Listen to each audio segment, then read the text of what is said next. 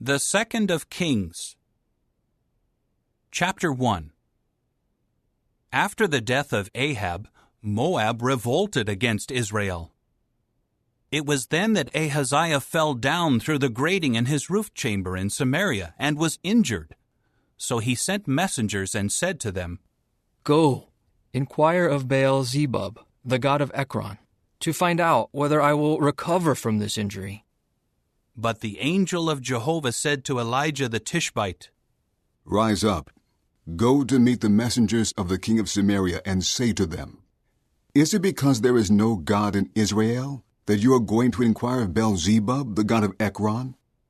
Therefore this is what Jehovah says, You will not leave the bed on which you are lying, for you will certainly die." With that, Elijah went off. When the messengers returned to him, he immediately said to them, "Why have you come back?" They replied to him, "There was a man who came up to meet us, and he said to us, 'Go, return to the king who sent you and tell him, this is what Jehovah says. Is it because there is no God in Israel that you are sending to inquire of Baal-zebub, the god of Ekron? Therefore, you will not leave the bed on which you are lying, for you will certainly die.'" At this, he asked them, "What did the man look like who came up to meet you and spoke these words to you?" So they said to him, "He was a man with a garment of hair and a leather belt around his waist." Immediately he said, "It was Elijah the Tishbite." The king then sent to him a chief of 50 with his 50 men. When he went up to him, he was sitting on the top of the mountain. He said to him, "Man of the true God, the king says, come down." But Elijah answered the chief of the 50, "Well, if I am a man of God, let fire come down from the heavens and consume you and your 50 men. And fire came down from the heavens and consumed him and his 50 men. So the king sent again to him another chief of 50 with his 50 men. He went and said to him, "Man of the true God, this is what the king says. Come down quickly."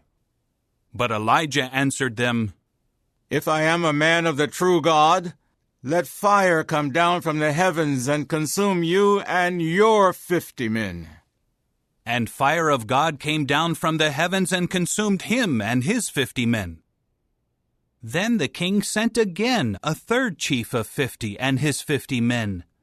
But the third chief of 50 went up and bowed down on his knees in front of Elijah and began to beg for favor and say to him, "Man of the true God, please, let my life and the lives of these 50 servants of yours be precious in your eyes. Fire has already come down from the heavens and consumed the 2 former chiefs of 50 and their groups of 50. But now let my life be precious in your eyes." At that the angel of Jehovah told Elijah, "Go down with him. Do not be afraid of him." So he rose and went down with him to the king. Elijah then said to the king, This is what Jehovah says. You sent messengers to inquire of Baal-zebub, the god of Ekron. Is it because there is no God in Israel? Why did you not inquire of his word? Therefore, you will not leave the bed on which you are lying, for you will certainly die. So he died, according to the word of Jehovah that Elijah had spoken. And because he did not have a son, Jehoram became king in his place, in the 2nd year of Jehoram the son of Jehoshaphat, the king of Judah. As for the rest of the history of Ahaziah, what he did, is it not written in the book of the history of the times of the kings of Israel? Chapter 2. When Jehovah was about to take Elijah up to the heavens in a windstorm, Elijah and Elisha went out from Gilgal. Elijah said to Elisha, Stay here, please, because Jehovah has sent me on to Bethel. But Elisha said, As surely as Jehovah is living, and as you are living, I will not leave you. So they went down to Bethel. Then the sons of the prophets in Bethel came out to Elisha and said to him, Do you know that today Jehovah is taking your master away from headship over you? At this he said, I already know it. Be silent. Elijah now said to him, Elisha, stay here, please, because Jehovah has sent me on to Jericho. But he said, As surely as Jehovah is living, and as you are living, I will not leave you. So they came to Jericho. Then the sons of the prophets who were in Jericho approached Elisha and said to him, Do you know that today Jehovah is taking your master away from headship over you? At this he said, I already know it. Be silent. Elijah now said to him, Stay here, please, because Jehovah has sent me on to the Jordan. But he said, As surely as Jehovah is living, and as you are living, I will not leave you. So both of them went on. And 50 of the sons of the prophets also went and stood watching from a distance while the 2 of them stood by the Jordan. Then Elijah took his official garment and rolled it up and struck the waters, and they were divided to the left and to the right, so that both of them went across on the dry ground. As soon as they had gone across, Elijah said to Elisha, Ask what you want me to do for you before I am taken from you. So Elisha said, Please, may I receive a double portion of your spirit? He replied, You have asked a difficult thing. If you see me when I am taken from you, it will happen for you that way. But if you do not, it will not happen. As they were walking along, speaking as they walked, suddenly a fiery chariot and fiery horses made a separation between the 2 of them, and Elijah ascended to the heavens in the windstorm. While Elisha was watching, he was crying out, My father! My father! The chariot of Israel and his horsemen! When he could no longer see him, he took hold of his own garments and ripped them into 2 pieces. After that, he picked up the official garment of Elijah that had fallen off him and went back and stood by the bank of the Jordan. Then he took the official garment of Elijah that had fallen off him and struck the waters and said, Where is Jehovah, the God of Elijah? When he struck the waters, they were divided to the left and to the right, so that Elisha went across. When the sons of the prophets at Jericho saw him from a distance, they said, The spirit of Elijah has settled down on Elisha. So they went to meet him and bowed down to the ground before him. They said to him, Here are 50 capable men with your servants. Let them go, please, to look for your master. Perhaps the Spirit of Jehovah has lifted him up and then thrown him on one of the mountains or in one of the valleys. But he said, Do not send them. However, they kept urging him until he was embarrassed, so he said, Send them. They sent the 50 men, who kept looking for 3 days but did not find him. When they returned to him, he was staying in Jericho. Then he said to them, Did I not tell you not to go? In time, the men of the city said to Elisha, My master can see that the city is well situated, but the water is bad, and the land is barren. At that he said, Bring me a small new bowl, and put salt in it. So they brought it to him. Then he went out to the source of the water and threw salt into it and said, This is what Jehovah says. I have healed this water. No more will it cause death or barrenness. And the water has been healed down to this day, according to the word spoken by Elisha. He went up from there to Bethel. As he was going along the way, some young boys came out from the city and began to jeer at him, and they kept saying to him, Go up, you bald head! Go up, you bald bald head. Finally he turned around and looked at them and cursed them in the name of Jehovah. Then 2 she-bears came out of the forest and tore 42 of the children to pieces. He kept going from there to Mount Carmel, and from there he returned to Samaria. Chapter 3. Jehoram the son of Ahab became king over Israel in Samaria in the 18th year of King Jehoshaphat of Judah, and he reigned for 12 years. He kept doing what was bad in Jehovah's eyes, but not to the extent of his father or his mother, for he removed the sacred pillar of Baal that his father had made.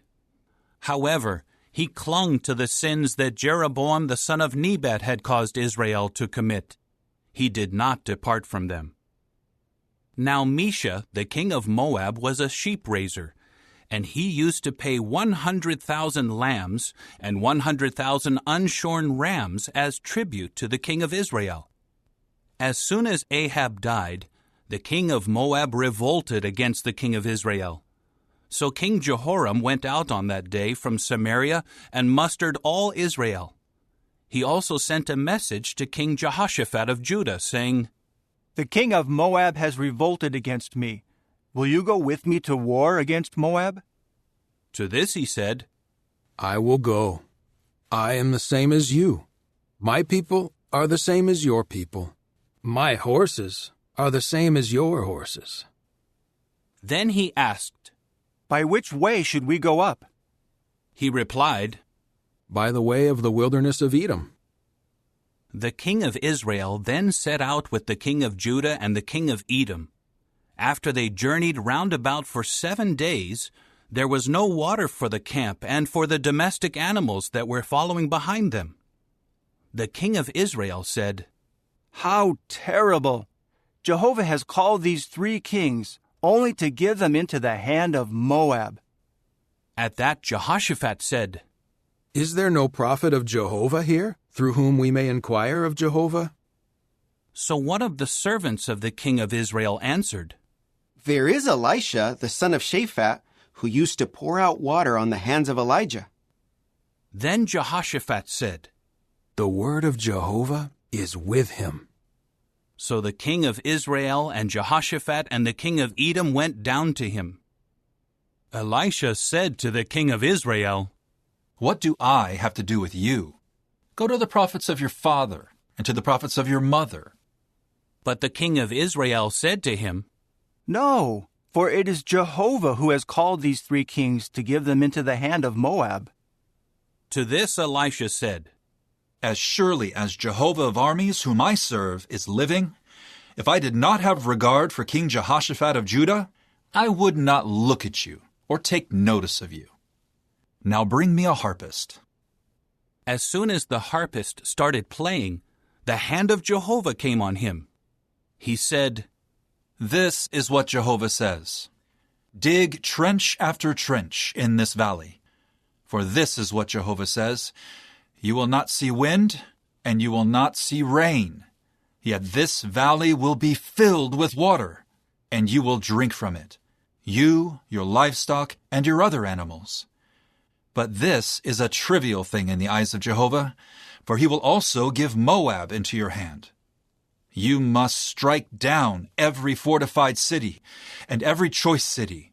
You should cut down every good tree. You should stop up all the springs of water, and you should ruin every good plot of land with stones." And in the morning, at the time of the morning grain offering, water was suddenly coming from the direction of Edom, and the land became filled with the water. All the Moabites heard that the kings had come up to fight against them, so they called together all the men who could bear arms, and they stationed themselves at the border. When they got up early in the morning, the sun was shining on the water, and to the Moabites on the opposite side, the water looked red like blood. They said, "This is blood. The kings have surely slaughtered one another with the sword. So then, to the spoil, O Moab!" When they came into the camp of Israel, the Israelites rose up and began striking down the Moabites, who fled from them. They advanced into Moab, striking the Moabites down as they went. They tore down the cities, and each man threw a stone into every good plot of land, filling it with stones. They stopped up every spring of water, and they cut down every good tree. Finally, only the stone walls of Kir-Hareseth remained standing, and the slingers surrounded it and struck it down. When the king of Moab saw that the battle was lost, he took with him 700 men armed with swords to break through to the king of Edom, but they were not able to. So he took his firstborn son, who was going to reign in his place, and offered him up as a burnt sacrifice on the wall. And there came to be great indignation against Israel. So they withdrew from against him and returned to their land. Chapter 4. Now one of the wives of the sons of the prophets cried out to Elisha, saying, Your servant my husband is dead, and you well know that your servant had always feared Jehovah. Now a creditor has come to take both of my children as his slaves. At this Elisha said to her, What can I do for you? Tell me, what do you have in the house? She replied, Your servant has nothing at all in the house but a jar of oil. Then he said, Go outside. Ask for containers from all your neighbors, empty containers. Do not limit yourself to a few. Then go in and close the door behind you and your sons. Fill all these containers and set the full ones aside. So she left him. When she closed the door behind her and her sons, they passed the containers to her, and she kept pouring. When the containers were full, she said to one of her sons, Bring another container to me. But he said to her, There are no more containers. At that, the oil stopped. So she came in and told the man of the true God, and he said, Go, sell the oil and pay off your debts, and you and your sons can live from what is left. One day, Elisha went to Shunem, where there was a prominent woman, and she urged him to eat a meal there. As often as he would pass by, he would stop there to eat. So she said to her husband, I know that it is a holy man of God who comes this way regularly. Please, let us make a small room on the roof, and put there for him a bed, a table, a chair, and a lampstand. Then, whenever he comes to us, he can stay there. One day he came there, and he went to the room on the roof to lie down. He then said to Gehazi, his attendant, Call this Shunammite woman. So he called her, and she stood before him. Then he said to Gehazi, Please tell her, here you have gone to all this trouble for us. What can be done for you? Should I speak in your behalf to the king, or to the chief of the army? But her reply was, I am living among my own people. So he said, Then what can be done for her? Gehazi now said, Well, she does not have a son, and her husband is old. Immediately he said, Call her. So he called her, and she stood at the doorway. Then he said, At this time next year, you will be embracing a son. But she said, No, my master, man of the true God, do not tell lies to your servant. However, the woman became pregnant and gave birth to a son at the same time the next year, just as Elisha had told her. The child grew up, and one day he went out to his father, who was with the reapers. He kept saying to his father, My head, oh my head. Then his father said to the attendant, Carry him to his mother.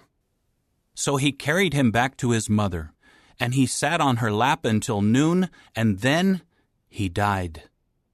Then she went up and laid him on the bed of the man of the true God, and she shut the door behind her and left.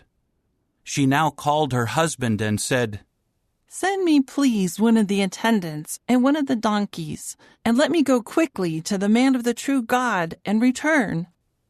But he said, Why are you going to see him today? It is not a new moon or a Sabbath.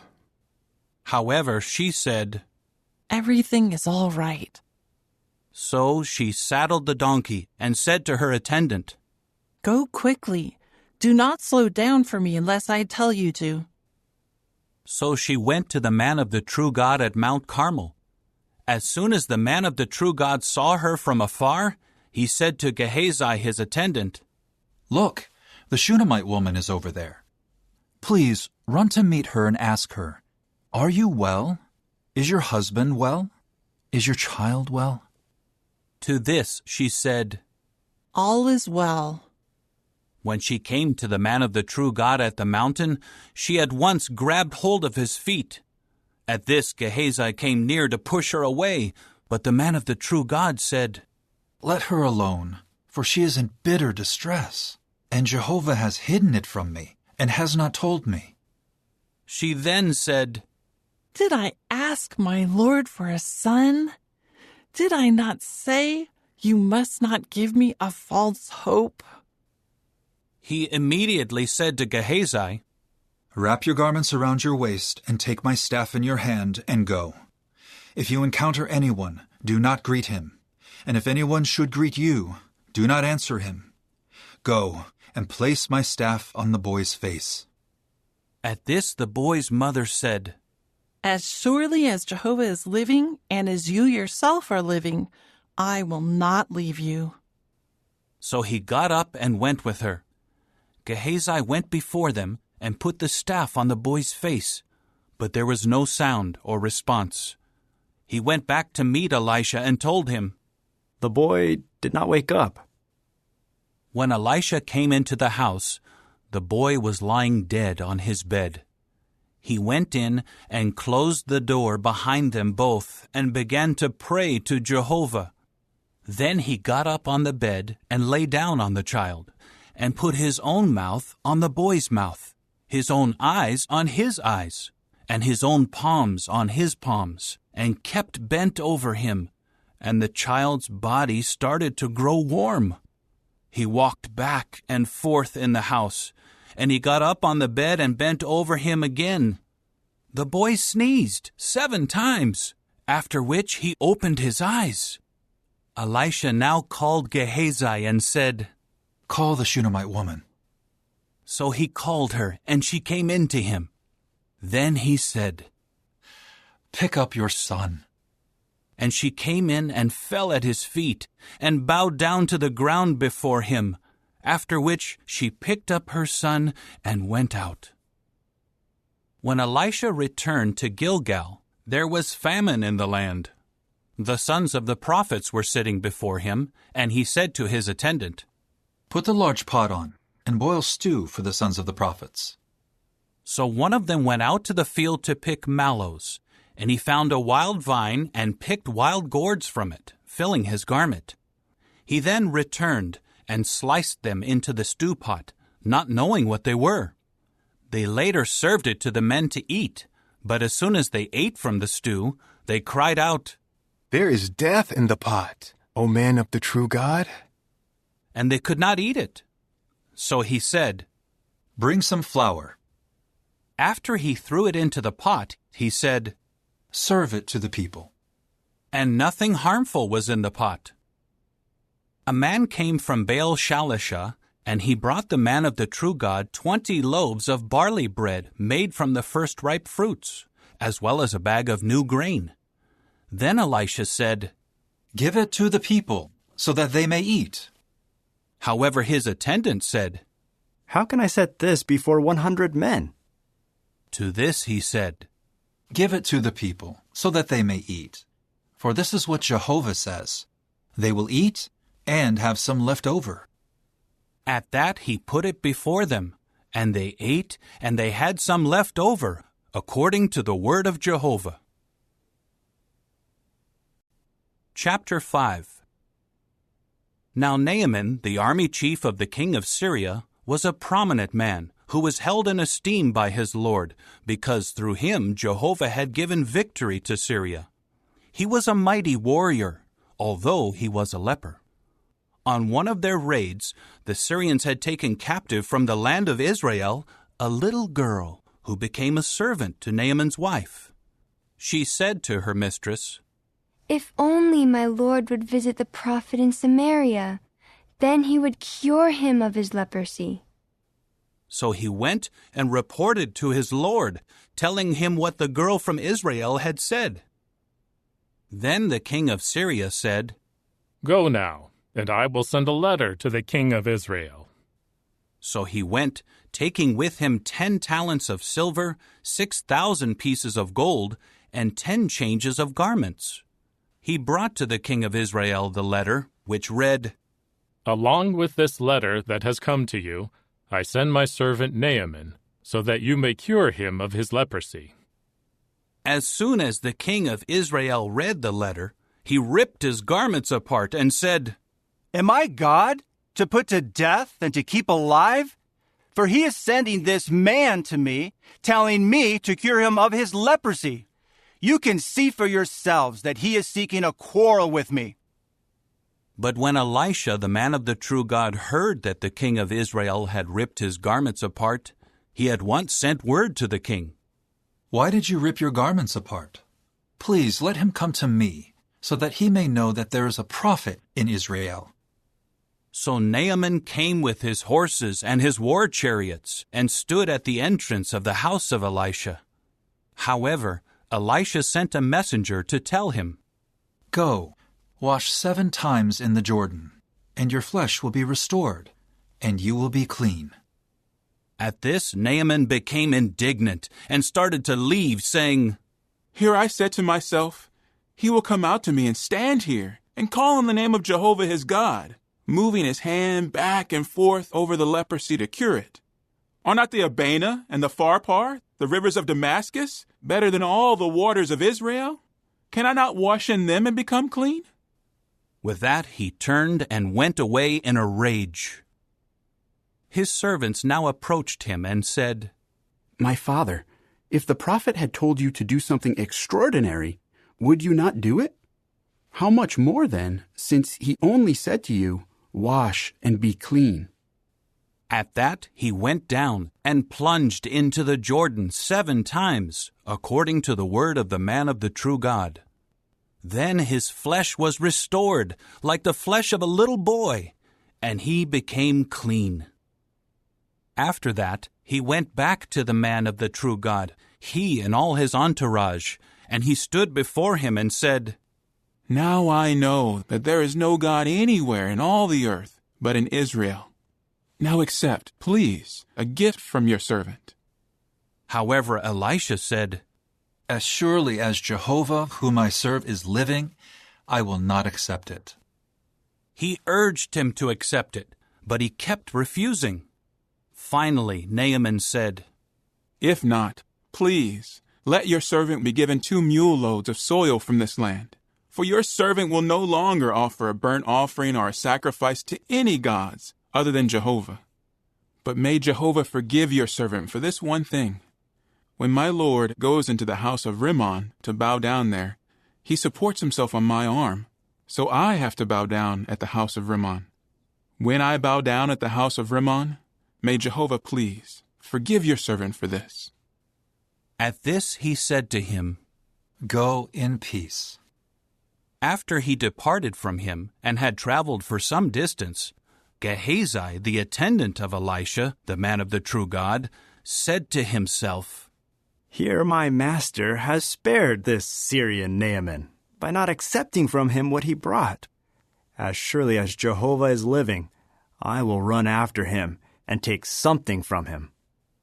So Gehazi chased after Naaman. When Naaman saw someone running after him, he got down from his chariot to meet him and said, "Is everything all right?" To this he said, "All is well.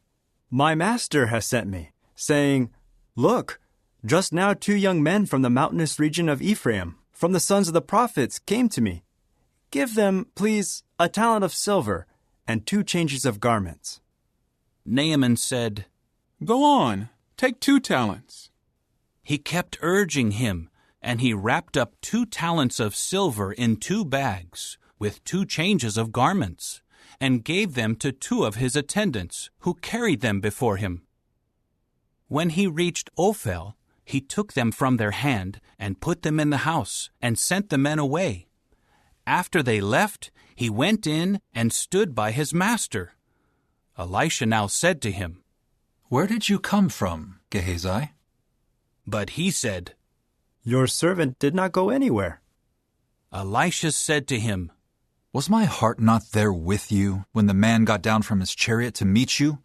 Is it a time to accept silver, or to accept garments, or olive groves, or vineyards, or sheep, or cattle, or male or female servants?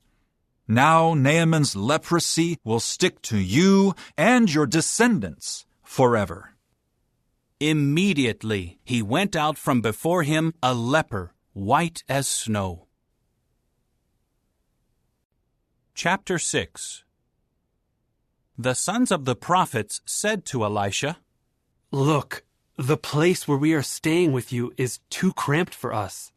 Please, let us go to the Jordan. Let each of us take a log from there and make a place there where we can dwell." He said, "Go."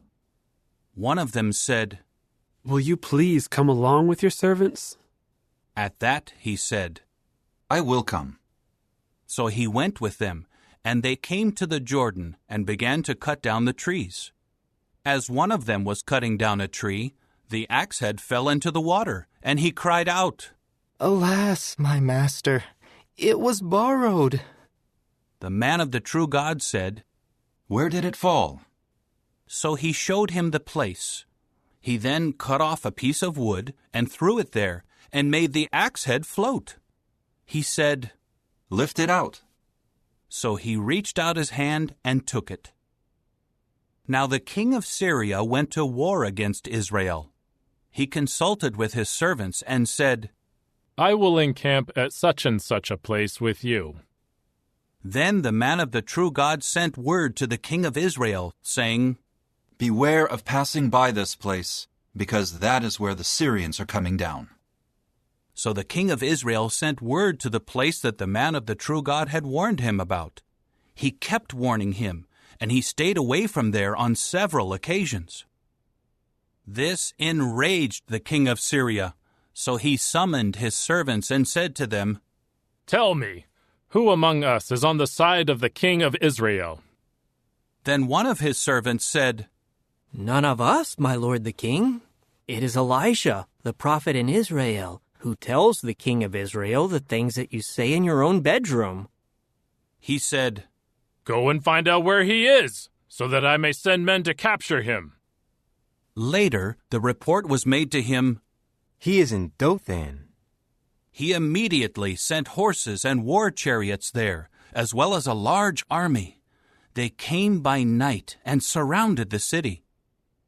When the attendant of the man of the true God rose early and went outside, he saw that an army with horses and war chariots was surrounding the city. At once the attendant said to him, "Alas, my master, what are we to do?" But he said, "Do not be afraid, for there are more who are with us than those who are with them." Then Elisha began to pray and say, "O Jehovah, open his eyes, please, that he may see." Immediately Jehovah opened the attendant's eyes, and he saw, and look, the mountainous region was full of horses and war chariots of fire all around Elisha. When the Syrians came down to him, Elisha prayed to Jehovah and said, "Please, strike this nation with blindness." So he struck them with blindness, just as Elisha had requested. Elisha now said to them, "This is not the way, and this is not the city. Follow me, and let me lead you to the man you are looking for." However, he led them to Samaria. When they arrived in Samaria, Elisha said, "O Jehovah, open their eyes, so that they may see." So Jehovah opened their eyes, and they saw that they were in the middle of Samaria. When the king of Israel saw them, he said to Elisha, "Should I strike them down? Should I strike them down, my father?" But he said, "You must not strike them down. Do you strike down those whom you have taken captive with your sword and with your bow? Give them bread and water, so they may eat and drink and return to their Lord." So he spread a great feast for them, and they ate and drank, after which he sent them away to return to their Lord. And not once did the marauder bands of the Syrians come again into the land of Israel. Afterward, Ben-Hadad the king of Syria gathered all his army together and went up and besieged Samaria. So there was a great famine in Samaria, and they besieged it until a donkey's head was worth 80 silver pieces, and a fourth of a cab measure of dove's droppings was worth 5 silver pieces. As the king of Israel was passing by on the wall, a woman cried out to him, "Help us, O my lord the king." To this he said, "If Jehovah does not help you, where can I get help for you? From the threshing floor? Or from the wine or oil press?" The king asked her, "What is the matter with you?" She replied, "This woman said to me, 'Hand over your son, and we will eat him today, and we will eat my son tomorrow.' So we boiled my son and ate him. The next day I said to her, 'Hand over your son, so that we may eat him.' But she hid her son." As soon as the king heard the woman's words, he ripped his garments apart. When he passed by on the wall, the people saw that he was wearing sackcloth under his clothes. Then he said, "So may God do to me and add to it, if the head of Elisha the son of Shaphat remains on him today." Elisha was sitting in his house, and the elders were sitting with him. The king sent a man ahead of him, but before the messenger arrived, Elisha said to the elders, "Have you seen how this son of a murderer has sent to take off my head? Watch when the messenger comes. Close the door, and hold the door shut against him. Is not the sound of his Lord's footsteps behind him?" While he was still speaking with them, the messenger came to him, and the king said, "This calamity is from Jehovah. Why should I wait any longer for Jehovah?" Chapter 7. Elisha now said, "Listen to the word of Jehovah. This is what Jehovah says. Tomorrow, about this time at the gate of Samaria, a seah measure of fine flour will be worth a shekel, and 2 seah measures of barley will be worth a shekel." At that, the adjutant whom the king relied on said to the man of the true God, "Even if Jehovah should open floodgates in the heavens, could this possibly take place?" To that he said, "You will see it with your own eyes, but you will not eat from it." There were 4 lepers at the entrance of the city gate, and they said to one another, "Why are we sitting here until we die?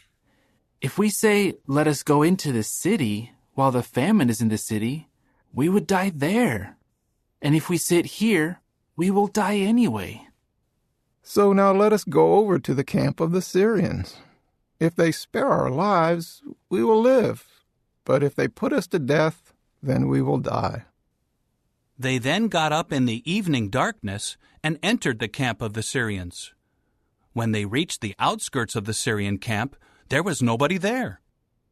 For Jehovah had caused the Syrian camp to hear the sound of war chariots and horses, the sound of a huge army. So they said to one another, "Look, the king of Israel has hired the kings of the Hittites and the kings of Egypt to come against us." They immediately got up and fled in the evening darkness, leaving their tents, horses, donkeys, and the whole camp just as it was, and they fled for their lives. When these lepers reached the outskirts of the camp, they entered into one of the tents and began to eat and drink. They carried away from there silver, gold, and garments, and went and hid them, Then they returned and entered another tent, and carried things away from there, and went and hid them. Finally, they said to one another, "What we are doing is not right. This day is a day of good news. If we hesitate and wait until dawn, we will deserve to be punished. Let us now go and report this at the king's house." So they went and called out to the gatekeepers of the city and reported to them, "We went into the camp of the Syrians, but nobody was there. We did not hear anyone at all. There were only the horses and donkeys tied, and the tents left just as they were." At once the gatekeepers called out, and it was reported inside the king's house. Immediately the king got up by night and said to his servants, "Please let me tell you what the Syrians have done to us. They know that we are hungry, so they left the camp to hide in the field, saying, 'They will come out of the city, and we will catch them alive and enter into the city.'" Then one of his servants said, "Please, let some men take 5 of the remaining horses that are in the city. Look, they will end up the same as all the crowd of Israel that remain here. Look, they will end up the same as all the crowd of Israel that perished. Let us then send them out and see." So they took 2 chariots with horses, and the king sent them out to the camp of the Syrians, saying, "Go and see." They followed them as far as the Jordan, and the entire way was covered with garments and utensils that the Syrians had thrown away as they fled in panic. The messengers returned and reported it to the king. The people then went out and plundered the camp of the Syrians, so that a seah measure of fine flour came to be worth a shekel, and 2 seah measures of barley came to be worth a shekel, according to the word of Jehovah. The king had appointed the adjutant whom he relied on to be in charge of the gate, but the people trampled him to death at the gate, just as the man of the true God had told the king when he came down to him. It happened just as the man of the true God had said to the king, 2 seah measures of barley will be worth a shekel, and a seah measure of fine flour will be worth a shekel tomorrow at this time at the gate of Samaria. But the adjutant had said to the man of the true God, "Even if Jehovah should open floodgates in the heavens, could such a thing take place?" To this Elisha had said, "You will see it with your own eyes, but you will not eat from it." That is exactly what happened to him, because the people trampled him to death at the gate. Chapter 8. Elisha said to the woman whose son he had restored to life, "Rise up and go, you with your household, and live as a foreigner wherever you can, for Jehovah has declared a famine, and it will come on the land for 7 years." So the woman got up and did what the man of the true God said. She went with her household and settled in the land of the Philistines for 7 years. At the end of 7 years, the woman returned from the land of the Philistines and went to appeal to the king for her house and her field. Now the king was speaking to Gehazi, the attendant of the man of the true God, saying, "Relate to me, please, all the great things that Elisha has done."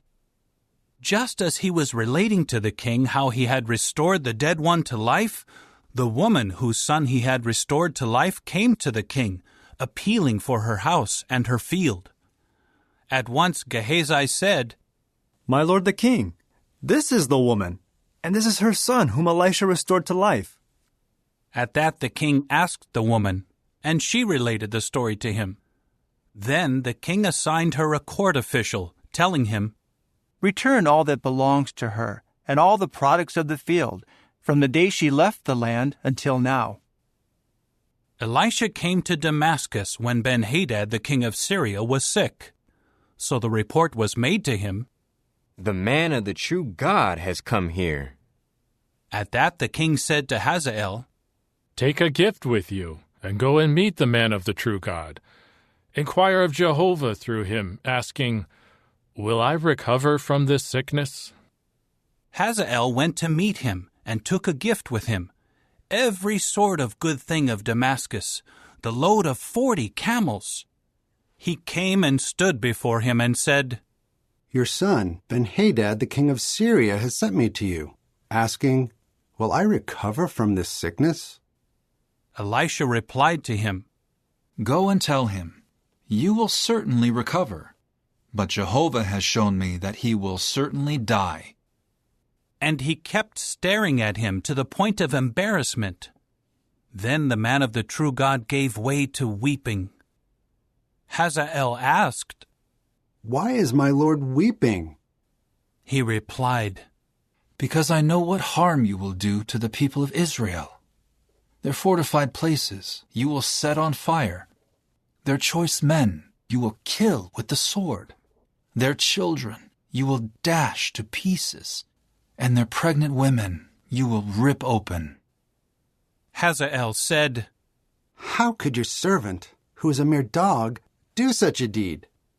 But Elisha said, Jehovah has shown me that you will be king over Syria. Then he left Elisha and returned to his own lord, who said to him, What did Elisha say to you? He replied, He told me that you will certainly recover.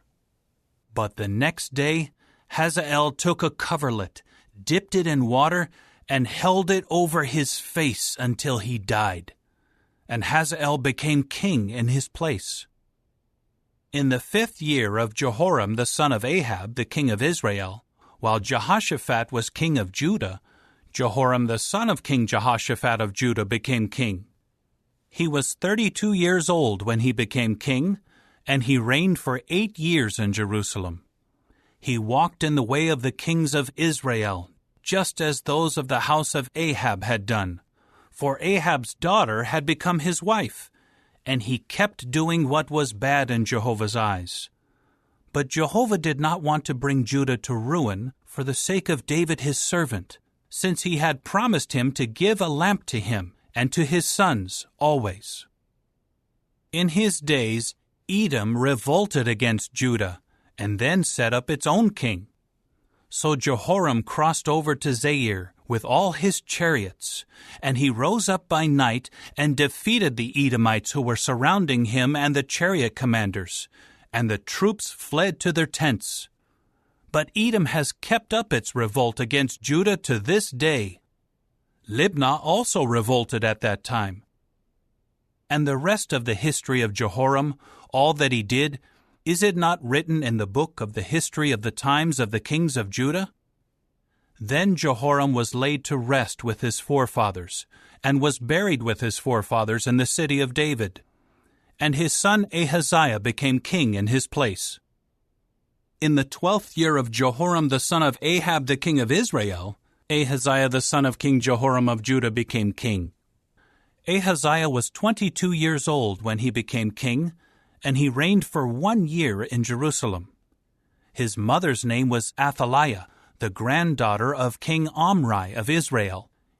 He walked in the way of the house of Ahab, and kept doing what was bad in Jehovah's eyes, like the house of Ahab, for he was related to the house of Ahab by marriage. So he went with Jehoram the son of Ahab to wage war against King Hazael of Syria at Ramoth-Gilead. But the Syrians wounded Jehoram. So King Jehoram returned to Jezreel to recover from the wounds that the Syrians had inflicted on him at Ramah when he fought against King Hazael of Syria. Ahaziah the son of Jehoram the king of Judah went down to Jezreel to see Jehoram the son of Ahab because he had been wounded. Chapter 9. Elisha the prophet then called one of the sons of the prophets and said to him, Wrap your garments around your waist, and quickly take this flask of oil with you and go to Ramoth-Gilead. When you arrive there, look for Jehu, the son of Jehoshaphat, the son of Nimshi. Go in, and have him get up from among his brothers, and take him into the innermost room. Then take the flask of oil, and pour it out on his head, and say, This is what Jehovah says, I anoint you as king over Israel. Then open the door and flee without delay. So the prophet's attendant got on his way to Ramoth-Gilead. When he arrived, the army chiefs were seated there. He said, I have a message for you, O chief. Jehu asked, For which one of us? He said, For you, O chief. So Jehu got up and went into the house.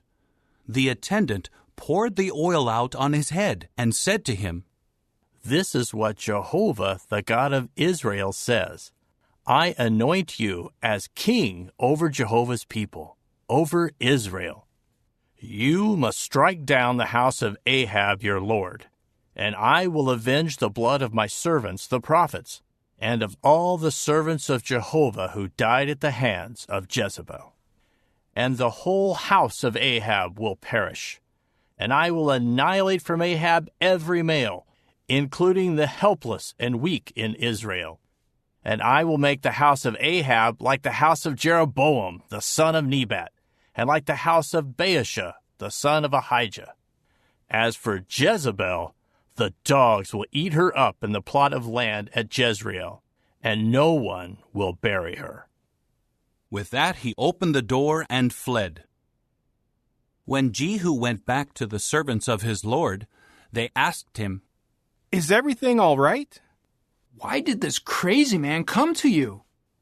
He answered them, You know that sort of man and his sort of talk. But they said, That is not true. Tell us, please. Then he said, This is what he said to me. And then he added, This is what Jehovah says. I anoint you as king over Israel. At this, each of them quickly took his garment and put it under him on the bare steps, and they blew the horn and said, Jehu has become king. Then Jehu, the son of Jehoshaphat, the son of Nimshi, conspired against Jehoram. Jehoram had been on guard at Ramoth-Gilead, he with all Israel, because of King Hazael of Syria. King Jehoram later returned to Jezreel to recover from the wounds that the Syrians inflicted on him when he fought King Hazael of Syria. Jehu now said, If you agree, do not let anyone escape from the city to go and report this in Jezreel. Then Jehu mounted his chariot and went to Jezreel, for Jehoram was lying there wounded, and King Ahaziah of Judah had gone down to see Jehoram. As the watchman was standing on the tower in Jezreel, he saw the throng of Jehu's men approaching. At once he said, I see a throng of men. Jehoram said, Take a cavalryman and send him to meet them, and let him say, Are you coming in peace? So a horseman went to meet him and said, This is what the king says. Are you coming in peace? But Jehu said, What do you have to do with peace? Fall in behind me. The watchman then reported, The messenger reached them, but he has not returned. So he sent out a second horseman, who said when he came to them, This is what the king says. Are you coming in peace? But Jehu said, What do you have to do with peace? Fall in behind me. The watchman then reported, He reached them, but he has not returned. And the driving is like the driving of Jehu, the grandson of Nimshi, for he drives like a madman. Jehoram said, Hitch up. So his war chariot was hitched up, and King Jehoram of Israel and King Ahaziah of Judah each went out in his own war chariot to meet Jehu. They encountered him in the plot of land of Naboth the Jezreelite. As soon as Jehoram saw Jehu, he said, Are you coming in peace, Jehu? But he said, What peace could there be, as long as there is the prostitution of Jezebel your mother, and her many sorceries? At once Jehoram turned his chariot to flee, and he said to Ahaziah, We have been tricked, Ahaziah. Jehu took his bow in hand and shot Jehoram between the shoulders, and the arrow came out at his heart, and he collapsed in his war chariot. He then said to Bidkar his adjutant, Pick him up and throw him into the field of Naboth the Jezreelite. Remember, you and I were riding together behind Ahab his father when Jehovah himself made this pronouncement against him? As surely as I saw the blood of Naboth and the blood of his sons yesterday, declares Jehovah, I will repay you in this very plot of land, declares Jehovah. So now pick him up and throw him into the plot of land, according to the word of Jehovah. When King Ahaziah of Judah saw what was happening, he fled by way of the garden house. Later, Jehu pursued him and said, Strike him down also. So they struck him down in the chariot on his way up to Gur, which is by Ibleam. But he continued his flight to Megiddo and died there. Then his servants carried him in a chariot to Jerusalem, and they buried him in his grave with his forefathers in the city of David. It was in the 11th year of Jehoram the son of Ahab that Ahaziah had become king over Judah. When Jehu came to Jezreel, Jezebel heard of it. So she painted her eyes with black paint and adorned her head and looked down through the window. As Jehu came in through the gate, she said, Did it go well with Zimri, the killer of his lord? Looking up to the window, he said, Who is on my side? Who? Immediately, 2 or 3 court officials looked down at him. He said, Throw her down. So they threw her down, and some of her blood splattered on the wall and on the horses, and he trampled her. After that, he went in and ate and drank. He then said, Please, take care of this accursed woman and bury her. After all, she is the daughter of a king. But when they went to bury her, they did not find anything but her skull and her feet and the palms of her hands. When they returned and told him, he said, This fulfills the word of Jehovah that he spoke through his servant Elijah the Tishbite, saying, In the plot of land of Jezreel, the dogs will eat the flesh of Jezebel, and the dead body of Jezebel will become as manure on the surface of the field in the plot of land of Jezreel, so that they may not say, This is Jezebel. Chapter 10. Now Ahab had 70 sons in Samaria. So Jehu wrote letters and sent them to Samaria, to the princes of Jezreel, the elders, and the guardians of Ahab's children, saying, Now when this letter comes to you, the sons of your Lord will be with you, as well as the war chariots, the horses, a fortified city, and weapons. Select the best and most suitable of the sons of your Lord, and put him on the throne of his father. Then fight for the house of your Lord. But they were overcome with fear and said, Look, if 2 kings could not stand before him, how can we stand? So the overseer of the palace, the governor of the city, the elders, and the guardians sent this message to Jehu. We are your servants, and we will do everything that you tell us. We will not make anyone king. Do whatever seems good in your eyes. Then he wrote them a second letter, saying, If you belong to me and are willing to obey me, bring the heads of the sons of your Lord, and come to me tomorrow at this time at Jezreel. Now the 70 sons of the king were with the distinguished men of the city who were raising them. As soon as the letter came to them, they took the sons of the king and slaughtered them, 70 men, and they put their heads in baskets and sent them to him at Jezreel. The messenger came in and told him, They have brought the heads of the sons of the king. So he said, Put them in 2 heaps at the entrance of the city gate until morning. When he went out in the morning, he stood before all the people and said, You are innocent. Yes, I conspired against my Lord, and I killed him. But who struck down all of these?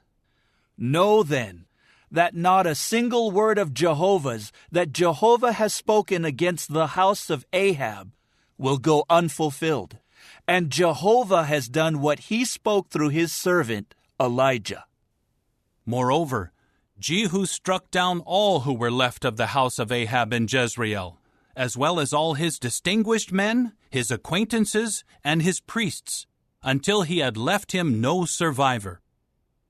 Then he got up and went on his way to Samaria. The binding house of the shepherds was on the way. There Jehu encountered the brothers of King Ahaziah of Judah, and he said to them, "Who are you?" They said, "We are the brothers of Ahaziah, and we are on our way down to ask if all is well with the sons of the king and the sons of the queen mother." Immediately he said, "Capture them alive." So they captured them alive and slaughtered them at the cistern of the binding house, 42 men. He did not let a single one of them survive. As he went from there, he encountered Jehonadab the son of Rechab, who was coming to meet him. When he greeted him, he said to him, "Is your heart fully with me, just as my heart is with your heart?" Jehonadab replied, "It is." "If so, give me your hand." So he gave him his hand, and Jehu pulled him up into the chariot with him. Then he said, "Come along with me, and see my toleration of no rivalry toward Jehovah." So they had him ride with him in his war chariot. Then he came to Samaria, and he struck down all who were left over of Ahab's house in Samaria, until he had annihilated them, according to Jehovah's word that he had spoken to Elijah. Further, Jehu collected all the people together and said to them, "Ahab worshipped Baal a little, but Jehu will worship him much more. So summon all the prophets of Baal, all his worshippers, and all his priests to me. Do not let a single one be absent, because I have a great sacrifice for Baal. Anyone who is absent will not live." But Jehu was acting with cunning to destroy the worshippers of Baal. Jehu continued, "Declare a solemn assembly for Baal."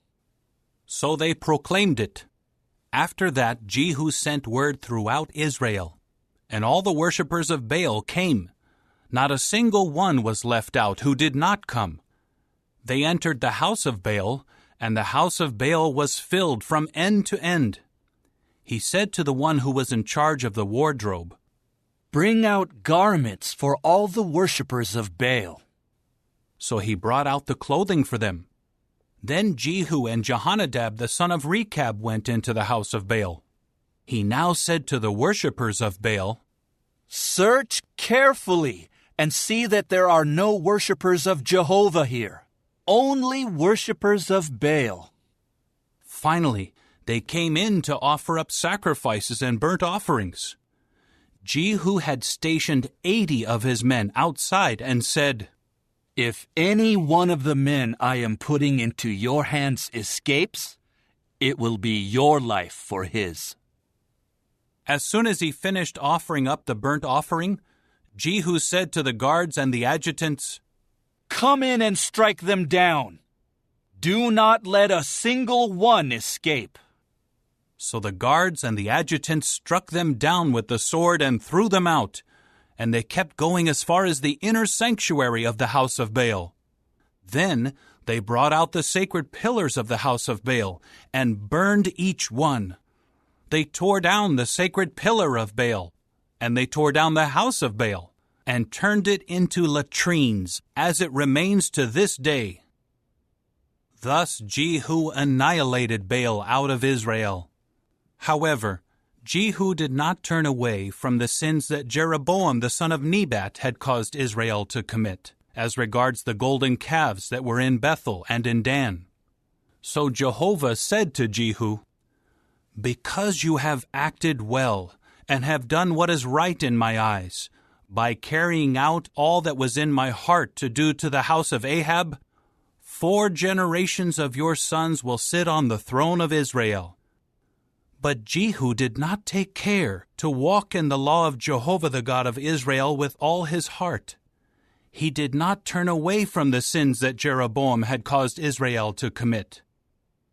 In those days, Jehovah started to cut off Israel piece by piece. Hazael kept attacking them throughout the territory of Israel, from the Jordan eastward, all the land of Gilead, of the Gadites, the Reubenites, and the Manassites, from Aroer, which is by the Arnon Valley, to Gilead and Bashan. And the rest of the history of Jehu, all that he did, and all his mightiness, is it not written in the book of the history of the times of the kings of Israel? Then Jehu was laid to rest with his forefathers, and they buried him in Samaria, and his son Jehoahaz became king in his place. The length of Jehu's reign over Israel was 28 years in Samaria. Chapter 11. Now when Athaliah, Ahaziah's mother, saw that her son had died, she rose up and destroyed the entire royal line. However, Jehosheba, the daughter of King Jehoram, Ahaziah's sister, took Jehoash the son of Ahaziah and stole him away from among the sons of the king who were to be put to death, keeping him and his nurse in an inner bedroom. They managed to keep him concealed from Athaliah, so he was not put to death. He remained with her for 6 years, hidden at the house of Jehovah, while Athaliah was ruling over the land. In the 7th year, Jehoiada sent for the chiefs of hundreds of the Carian bodyguard and of the palace guards, and had them come to him at the house of Jehovah. He made a pact with them, and had them swear to it at the house of Jehovah, and then he showed them the son of the king.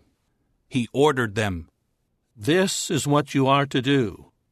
1/3 of you will be on duty on the Sabbath, and will keep strict watch over the king's house. Another 1/3 will be at the gate of the foundation, and another 1/3 will be at the gate behind the palace guards. You will take turns watching over the house. Your 2 divisions that are supposed to be off duty on the Sabbath must keep strict watch over the house of Jehovah to protect the king. You must surround the king on every side, each with his weapons in hand. Anyone entering within the ranks will be put to death. Stay with the king wherever he goes." The chiefs of hundreds did exactly what Jehoiada the priest had commanded. So each one took his men who were on duty on the Sabbath, together with those who were off duty on the Sabbath, and they came in to Jehoiada the priest. The priest then gave the chiefs of hundreds the spears and the circular shields that had belonged to King David, which were in the house of Jehovah. And the palace guards took their positions, each with his weapons in hand, from the right side of the house to the left side of the house, by the altar and by the house, all around the king. Then Jehoiada brought the king's son out, and put on him the crown and the testimony, and they made him king and anointed him. They began to clap their hands and say, "Long live the king!" When Athaliah heard the sound of the people running, she immediately came to the people at the house of Jehovah. Then she saw the king standing there by the pillar according to the custom.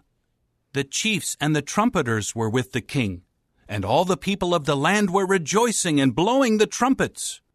At this, Athaliah ripped her garments apart and cried out, "Conspiracy! Conspiracy!" But Jehoiada the priest commanded the chiefs of hundreds, those appointed over the army, and said to them, "Take her out from among the ranks, and if anyone follows her, put him to death with the sword." For the priest had said, "Do not put her to death in the house of Jehovah." So they seized her, and when she reached the place where the horses enter the king's house, she was put to death there.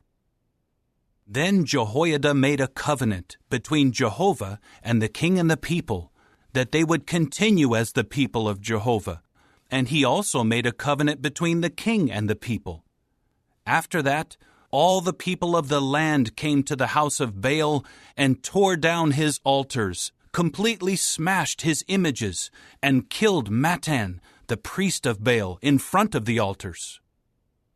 Then the priest appointed overseers over the house of Jehovah. Further, he took the chiefs of hundreds, the Carian bodyguard, the palace guards, and all the people of the land to escort the king down from the house of Jehovah. And they came to the king's house by the way of the gate of the palace guard. He then sat on the throne of the kings. So all the people of the land rejoiced, and the city was quiet, for they had put Athaliah to death with the sword at the king's house. Jehoash was 7 years old when he became king. Chapter 12. In the 7th year of Jehu, Jehoash became king, and he reigned for 40 years in Jerusalem. His mother's name was Zibiah from Beersheba. Jehoash continued doing what was right in Jehovah's eyes, all the days that Jehoiada the priest instructed him. However, the high places were not removed, and the people were still sacrificing and making sacrificial smoke on the high places. Jehoash said to the priests, "Take all the money that is brought to the house of Jehovah for the holy offerings, the money for which each one is assessed, the money given as an estimated value for a person, and all the money that each person's heart is moved to bring to the house of Jehovah. The priests will personally take it from their donors and use it to repair the house, wherever any damage is found." By the 23rd year of King Jehoash, the priests had not yet repaired the damage to the house. So King Jehoash called Jehoiada the priest and the other priests and said to them, "Why are you not repairing the damage to the house? Therefore, do not take any more money from your donors, unless it is used to repair the house." At that, the priests agreed not to take any more money from the people and not to be responsible for repairing the house. Jehoiada the priest then took a chest and bored a hole in its lid and put it next to the altar on the right as one enters the house of Jehovah. That is where the priests who served as doorkeepers would put all the money that was brought into the house of Jehovah. Whenever they saw that there was a great deal of money in the chest, the secretary of the king and the high priest would come up and collect and count the money that had been brought to the house of Jehovah. They would give the money that had been counted to those appointed over the work being done in the house of Jehovah. They, in turn, paid it to the woodworkers and to the builders who were working at the house of Jehovah, as well as to the masons and the stone cutters. They also bought timbers and hewn stones for repairing the damage to the house of Jehovah, and used the money for all the other expenses incurred in repairing the house. However, none of the money brought to the house of Jehovah was used to make basins of silver, extinguishers, bowls, trumpets, or any sort of gold or silver article for the house of Jehovah.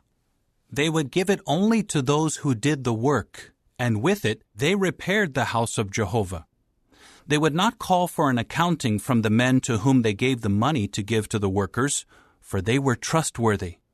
However, the money for guilt offerings and the money for sin offerings was not brought to the house of Jehovah. It belonged to the priests. It was then that Hazael, the king of Syria, went up to fight against Gath, and he captured it, after which he decided to attack Jerusalem. At that, King Jehoash of Judah took all the holy offerings that his forefathers Jehoshaphat, Jehoram, and Ahaziah, the kings of Judah, had sanctified, as well as his own holy offerings, and all the gold to be found in the treasuries of the house of Jehovah and the king's house, and sent them to Hazael the king of Syria. So he withdrew from Jerusalem. As for the rest of the history of Jehoash, all that he did, is it not written in the book of the history of the times of the kings of Judah? However, his servants joined in a conspiracy against him, and struck Jehoash down at the house of the mound, on the way that goes down to Silla. His servants Josachar the son of Shimeath, and Jehozabad the son of Shomer, were the ones who struck him and put him to death. They buried him with his forefathers in the city of David, and his son Amaziah became king in his place. Chapter 13. In the 23rd year of Jehoash the son of Ahaziah the king of Judah, Jehoahaz the son of Jehu became king over Israel in Samaria, and he reigned for 17 years. He continued to do what was bad in Jehovah's eyes, and he persisted in the sin that Jeroboam the son of Nebat had caused Israel to commit. He did not turn away from it. So Jehovah's anger grew hot against Israel, and he gave them into the hand of King Hazael of Syria, and into the hand of Ben-Hadad the son of Hazael, all their days. In time, Jehoahaz begged for the favor of Jehovah, and Jehovah listened to him, for he had seen the oppression the king of Syria had inflicted on Israel. So Jehovah provided Israel with a savior to free them from Syria's grip, and the Israelites were able to dwell in their homes as before. However, they did not depart from the sin of the house of Jeroboam that he had caused Israel to commit. They continued in this sin, and the sacred pole continued to stand in Samaria.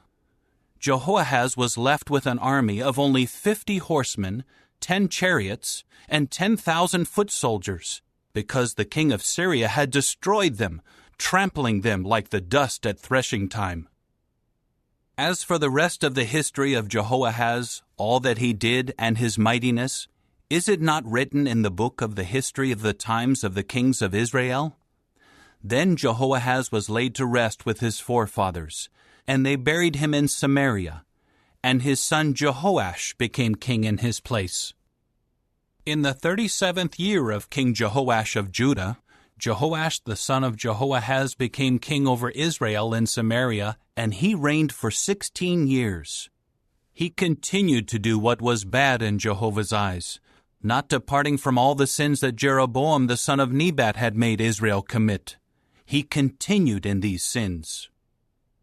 As for the rest of the history of Jehoash, all that he did and his mightiness, and how he fought against King Amaziah of Judah, is it not written in the book of the history of the times of the kings of Israel?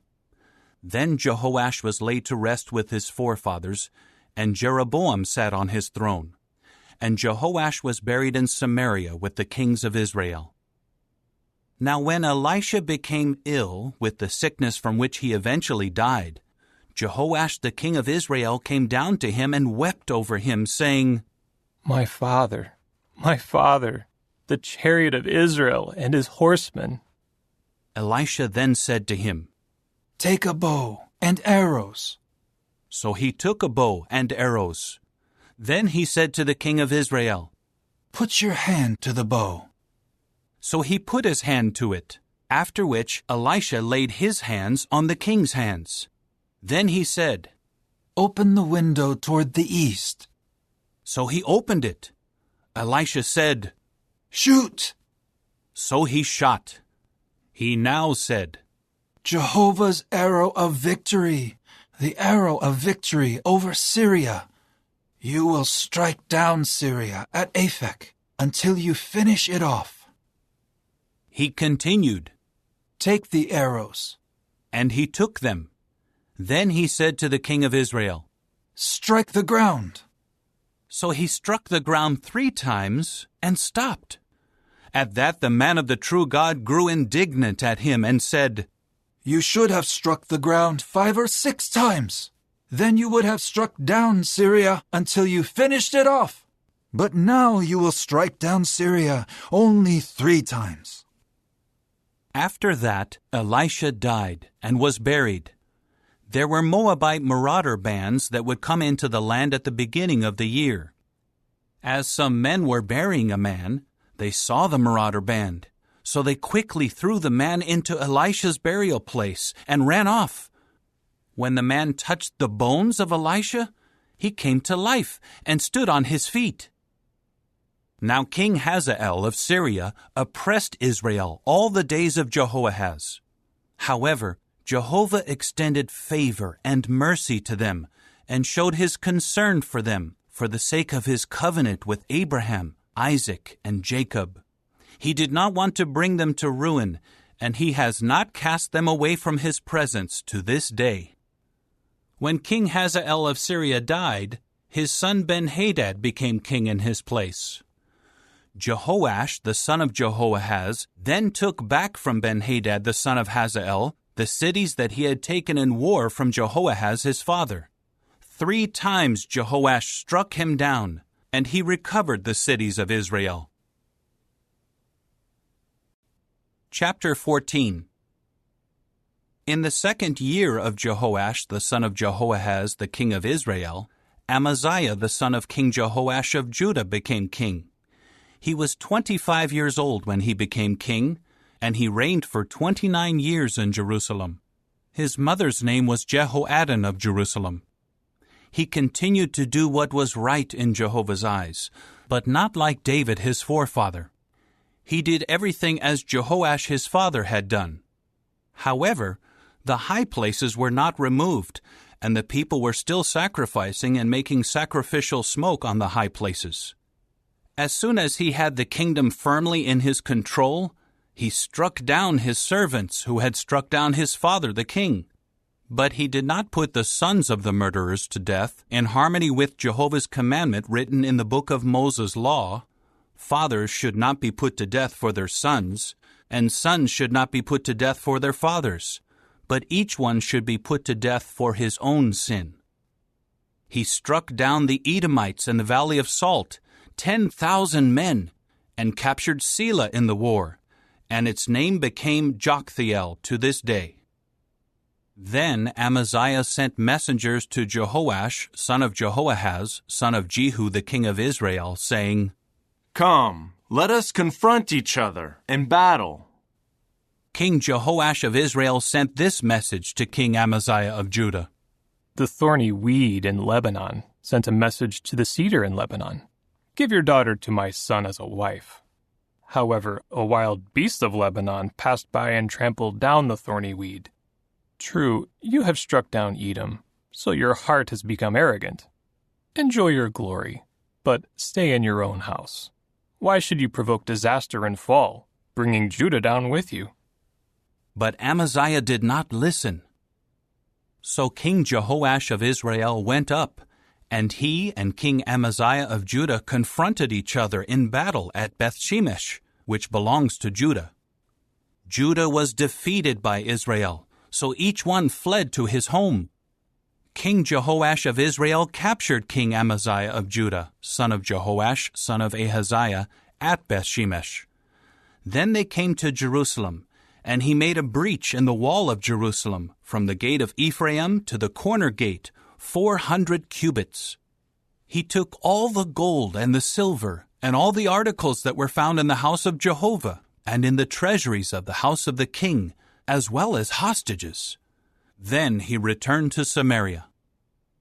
As for the rest of the history of Jehoash, what he did and his mightiness, and how he fought against King Amaziah of Judah, is it not written in the book of the history of the times of the kings of Israel? Then Jehoash was laid to rest with his forefathers, and was buried in Samaria with the kings of Israel. And his son Jeroboam became king in his place. Amaziah the son of Jehoash the king of Judah lived for 15 years after the death of Jehoash the son of Jehoahaz the king of Israel. As for the rest of the history of Amaziah, is it not written in the book of the history of the times of the kings of Judah? Later a conspiracy was formed against him at Jerusalem, and he fled to Lachish, but they sent men after him to Lachish and put him to death there. So they carried him back on horses, and he was buried in Jerusalem with his forefathers in the city of David. Then all the people of Judah took Azariah, who was 16 years old, and made him king in place of his father Amaziah. He rebuilt Elath and restored it to Judah after the king was laid to rest with his forefathers. In the 15th year of Amaziah the son of Jehoash the king of Judah, Jeroboam the son of King Jehoash of Israel became king in Samaria, and he reigned for 41 years. He continued to do what was bad in Jehovah's eyes. He did not depart from all the sins that Jeroboam the son of Nebat had caused Israel to commit. He restored the boundary of Israel from Lebo-Hamath clear to the sea of the Arabah, according to the word that Jehovah the God of Israel spoke through his servant Jonah, the son of Amittai, the prophet from Gath-hepher. For Jehovah had seen the very bitter affliction of Israel. There was no one left to help Israel, not even the helpless or the weak. But Jehovah had promised not to wipe out the name of Israel from under the heavens. So he saved them by the hand of Jeroboam the son of Jehoash. As for the rest of the history of Jeroboam, all that he did and his mightiness, how he fought, and how he restored Damascus and Hamath to Judah in Israel, is it not written in the book of the history of the times of the kings of Israel? Then Jeroboam was laid to rest with his forefathers, with the kings of Israel, and his son Zechariah became king in his place. Chapter 15. In the 27th year of King Jeroboam of Israel, Azariah the son of King Amaziah of Judah became king. He was 16 years old when he became king, and he reigned for 52 years in Jerusalem. His mother's name was Jechaliah of Jerusalem. He continued to do what was right in Jehovah's eyes, just as his father Amaziah had done. However, the high places were not removed, and the people were still sacrificing and making sacrificial smoke on the high places. Jehovah afflicted the king, and he remained a leper until the day of his death. And he stayed in a separate house, while the king's son Jotham was in charge of the house, judging the people of the land. As for the rest of the history of Azariah, all that he did, is it not written in the book of the history of the times of the kings of Judah? Then Azariah was laid to rest with his forefathers, and they buried him with his forefathers in the city of David. And his son Jotham became king in his place. In the 38th year of King Azariah of Judah, Zechariah the son of Jeroboam became king over Israel in Samaria, and he reigned for 6 months. He did what was bad in Jehovah's eyes, just as his forefathers had done. He did not depart from the sins that Jeroboam the son of Nebat had caused Israel to commit. Then Shallum the son of Jabesh conspired against him, and struck him down at Ibleam. After putting him to death, he became king in his place. As for the rest of the history of Zechariah, it is written in the book of the history of the times of the kings of Israel. That fulfilled Jehovah's word spoken to Jehu, 4 generations of your sons will sit on the throne of Israel. And that is how it happened. Shallum the son of Jabesh became king in the 39th year of King Uzziah of Judah, and he reigned for a full month in Samaria. Then Menahem the son of Gadai came up from Tirzah to Samaria, and struck down Shallum the son of Jabesh in Samaria. After putting him to death, he became king in his place. As for the rest of the history of Shallum and the conspiracy that he formed, it is written in the book of the history of the times of the kings of Israel. It was then that Menahem came from Tirzah and struck down Tifsah and all who were in it, and its territory, because it did not open its gates to him. He struck it down and ripped open its pregnant women. In the 39th year of King Azariah of Judah, Menahem the son of Gadai became king over Israel, and he reigned for 10 years in Samaria. He continued to do what was bad in Jehovah's eyes. He did not depart from all the sins that Jeroboam the son of Nebat had caused Israel to commit, all his days. King Pul of Assyria came into the land, and Menahem gave Pul 1,000 talents of silver in return for his support in strengthening his hold on the kingdom. So Menahem raised the silver from Israel by exacting it from the prominent wealthy men. He gave the king of Assyria 50 silver shekels for each man. Then the king of Assyria turned back and did not stay in the land. As for the rest of the history of Menahem, all that he did, Is it not written in the book of the history of the times of the kings of Israel? Then Menahem was laid to rest with his forefathers, and his son Pekahiah became king in his place. In the 50th year of King Azariah of Judah, Pekahiah the son of Menahem became king over Israel in Samaria, and he reigned for 2 years. He continued to do what was bad in Jehovah's eyes. He did not depart from the sins that Jeroboam the son of Nebat had caused Israel to commit. Then his adjutant Pekah, the son of Remaliah, conspired against him and struck him down in Samaria, in the fortified tower of the king's house, with Argob and Ariah. He had 50 men of Gilead with him, and after he put him to death, he became king in his place. As for the rest of the history of Pekahiah, all that he did, it is written in the book of the history of the times of the kings of Israel. In the 52nd year of King Azariah of Judah, Pekah the son of Remaliah became king over Israel in Samaria, and he reigned for 20 years. He continued to do what was bad in Jehovah's eyes, and he did not depart from the sins that Jeroboam the son of Nebat had caused Israel to commit. In the days of King Pekah of Israel, King Tiglath-Pileser of Assyria invaded and captured Ijon, Abel-Beth-Maacah, Genoa, Kedesh, Hazor, Gilead, and Galilee, all the land of Naphtali, and he took the inhabitants into exile in Assyria. Then Hoshea the son of Elah formed a conspiracy against Pekah the son of Remaliah, and he struck him and put him to death. And he became king in his place in the 20th year of Jotham the son of Uzziah. As for the rest of the history of Pekah, all that he did, it is written in the book of the history of the times of the kings of Israel. In the 2nd year of Pekah the son of Remaliah the king of Israel, Jotham the son of King Uzziah of Judah became king. He was 25 years old when he became king, and he reigned for 16 years in Jerusalem. His mother's name was Jerusha, the daughter of Zadok. He kept doing what was right in Jehovah's eyes, just as his father Uzziah had done. However, the high places were not removed, and the people were still sacrificing and making sacrificial smoke on the high places. He was the one who built the upper gate of the house of Jehovah. As for the rest of the history of Jotham, what he did, is it not written in the book of the history of the times of the kings of Judah? In those days Jehovah began sending Rezin the king of Syria and Pekah the son of Remaliah against Judah. Then Jotham was laid to rest with his forefathers, and was buried with his forefathers in the city of David his forefather. And his son Ahaz became king in his place.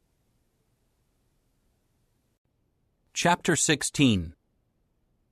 In the 17th year of Pekah the son of Remaliah, Ahaz the son of King Jotham of Judah became king. Ahaz was 20 years old when he became king, and he reigned for 16 years in Jerusalem. He did not do what was right in the eyes of Jehovah his God, as David his forefather had done. Instead, he walked in the way of the kings of Israel, and he even made his own son pass through the fire, following the detestable practices of the nations that Jehovah had driven out from before the Israelites. He also kept sacrificing and making sacrificial smoke on the high places, on the hills, and under every luxuriant tree.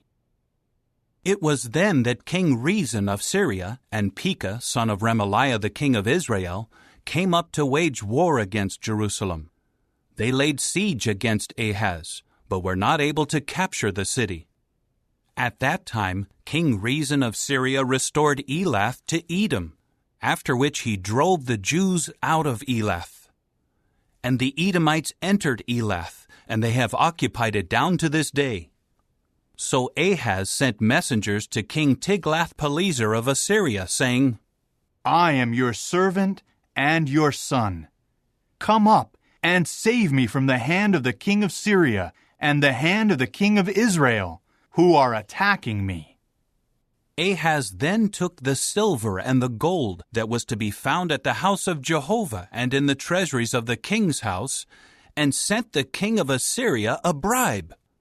The king of Assyria responded to his request, and he went up to Damascus and captured it, and led its people into exile to Kir, and he put Rezin to death. Then King Ahaz went to meet King Tiglath-Pileser of Assyria at Damascus. When he saw the altar that was in Damascus, King Ahaz sent Urijah the priest a plan of the altar, showing its pattern and how it was made. Urijah the priest built an altar according to all the directions that King Ahaz had sent from Damascus. Urijah the priest finished building it before King Ahaz returned from Damascus. When the king returned from Damascus and saw the altar, he approached the altar and made offerings on it. And on that altar he continued to make his burnt offerings and his grain offerings smoke. He also poured out his drink offerings and sprinkled the blood of his communion sacrifices on it. Then he moved the copper altar that was before Jehovah from its place in front of the house, from between his own altar and the house of Jehovah, and he put it at the north side of his own altar. King Ahaz commanded Urijah the priest, "Make the morning burnt offering smoke on the great altar. Also the evening grain offering, the king's burnt offering, and his grain offering, as well as the burnt offerings, the grain offerings, and the drink offerings of all the people. You should also sprinkle on it all the blood of the burnt offerings, and all the blood of the other sacrifices. As for the copper altar, let me decide what to do with it." And Urijah the priest did everything that King Ahaz had commanded. Furthermore, King Ahaz cut the side panels of the carriages into pieces and removed the basins from them. And he took the sea down off the copper bulls that supported it and put it on a stone pavement. And the covered structure for the Sabbath that had been built in the house and the king's outer entryway, he shifted away from the house of Jehovah. He did so because of the king of Assyria. As for the rest of the history of Ahaz, what he did, is it not written in the book of the history of the times of the kings of Judah? Then Ahaz was laid to rest with his forefathers, and was buried with his forefathers in the city of David, and his son Hezekiah became king in his place. Chapter 17. In the 12th year of King Ahaz of Judah, Hoshea the son of Elah became king over Israel in Samaria.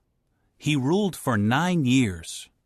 He continued to do what was bad in Jehovah's eyes, only not to the extent of the kings of Israel prior to him. King Shalmaneser of Assyria came up against him, and Hoshea became his servant and began to pay tribute to him. However, the king of Assyria learned that Hoshea was involved in a conspiracy, for he had sent messengers to King So of Egypt, and did not bring the tribute up to the king of Assyria as in former years. Therefore, the king of Assyria kept him confined and bound in prison. The king of Assyria invaded the entire land, and he came to Samaria and laid siege to it for 3 years. In the 9th year of Hoshea, the king of Assyria captured Samaria. He then led the people of Israel into exile in Assyria, and made them dwell in Halah and in Habor at the river Gozan, and in the cities of the Medes. This happened because the people of Israel had sinned against Jehovah their God, who brought them up out of the land of Egypt, from under the control of Pharaoh, king of Egypt. They worshipped other gods. They followed the customs of the nations that Jehovah had driven out from before the Israelites, and they followed the customs that the kings of Israel had established. The Israelites were pursuing the things that were not right according to Jehovah their God. They kept building high places in all their cities, from watchtower to fortified city. They kept setting up for themselves sacred pillars and sacred poles on every high hill and under every luxuriant tree. And on all the high places they would make sacrificial smoke, just as the nations did that Jehovah had driven into exile from before them. They kept doing wicked things to offend Jehovah. They continued to serve disgusting idols, about which Jehovah had told them, "You must not do this." Jehovah kept warning Israel and Judah through all his prophets and every visionary, saying, "Turn back from your wicked ways. Keep my commandments and my statutes, according to all the law that I commanded your forefathers, and that I sent to you through my servants the prophets." But they did not listen, and they remained just as stubborn as their forefathers who had not shown faith in Jehovah their God. They continued rejecting his regulations and his covenant that he had made with their forefathers, and his reminders that he had given to warn them. And they kept following worthless idols, and became worthless themselves, imitating the nations all around them that Jehovah had commanded them not to imitate. They kept leaving all the commandments of Jehovah their God, and they made metal statues of 2 calves and a sacred pole, and they bowed down to all the army of the heavens and served Baal. They also made their sons and their daughters pass through the fire. They practiced divination and looked for omens, and they kept devoting themselves to do what was bad in the eyes of Jehovah, to offend him. So Jehovah was very angry with Israel, so that he removed them from his sight. He did not let any remain but the tribe of Judah alone. Even Judah did not keep the commandments of Jehovah their God. They also walked in the customs that Israel followed. Jehovah rejected all the descendants of Israel and humiliated them and gave them into the hand of plunderers until he had cast them away from before him. He ripped Israel away from the house of David, and they made Jeroboam the son of Nebat king. But Jeroboam caused Israel to stray from following Jehovah, and he caused them to commit a great sin. And the people of Israel kept walking in all the sins that Jeroboam had committed. They did not depart from them until Jehovah removed Israel from his sight, just as he had declared through all his servants the prophets. So Israel was taken into exile from its land to Assyria, where they remain to this day. The king of Assyria then brought people from Babylon, Cutha, Ava, Hamath, and Sepharvaim, and settled them in the cities of Samaria in place of the Israelites. They took possession of Samaria and lived in its cities. When they first began dwelling there, they did not fear Jehovah. So Jehovah sent lions among them, and they killed some of the people. It was reported to the king of Assyria, "The nations that you have taken into exile and resettled in the cities of Samaria do not know the religion of the God of the land. So he keeps sending lions among them, which are putting them to death, because none of them know the religion of the God of the land." At that the king of Assyria commanded, "Have one of the priests, whom you took into exile from there, return to live there and to teach them the religion of the God of the land." So one of the priests, whom they had taken into exile from Samaria, came back to live in Bethel, and he began to teach them how they should fear Jehovah. However, each different nation made their own god, which they placed in the houses of worship on the high places that the Samaritans had made. Each different nation did so in their cities where they were living. So the men of Babylon made Succoth-Benoth, the men of Cuth made Nergal, the men of Hamath made Ashima, and the Avites made Nibhaz and Tartak. The Sepharvites would burn their sons in the fire to Adramelech and Anamelech, the gods of Sepharvaim.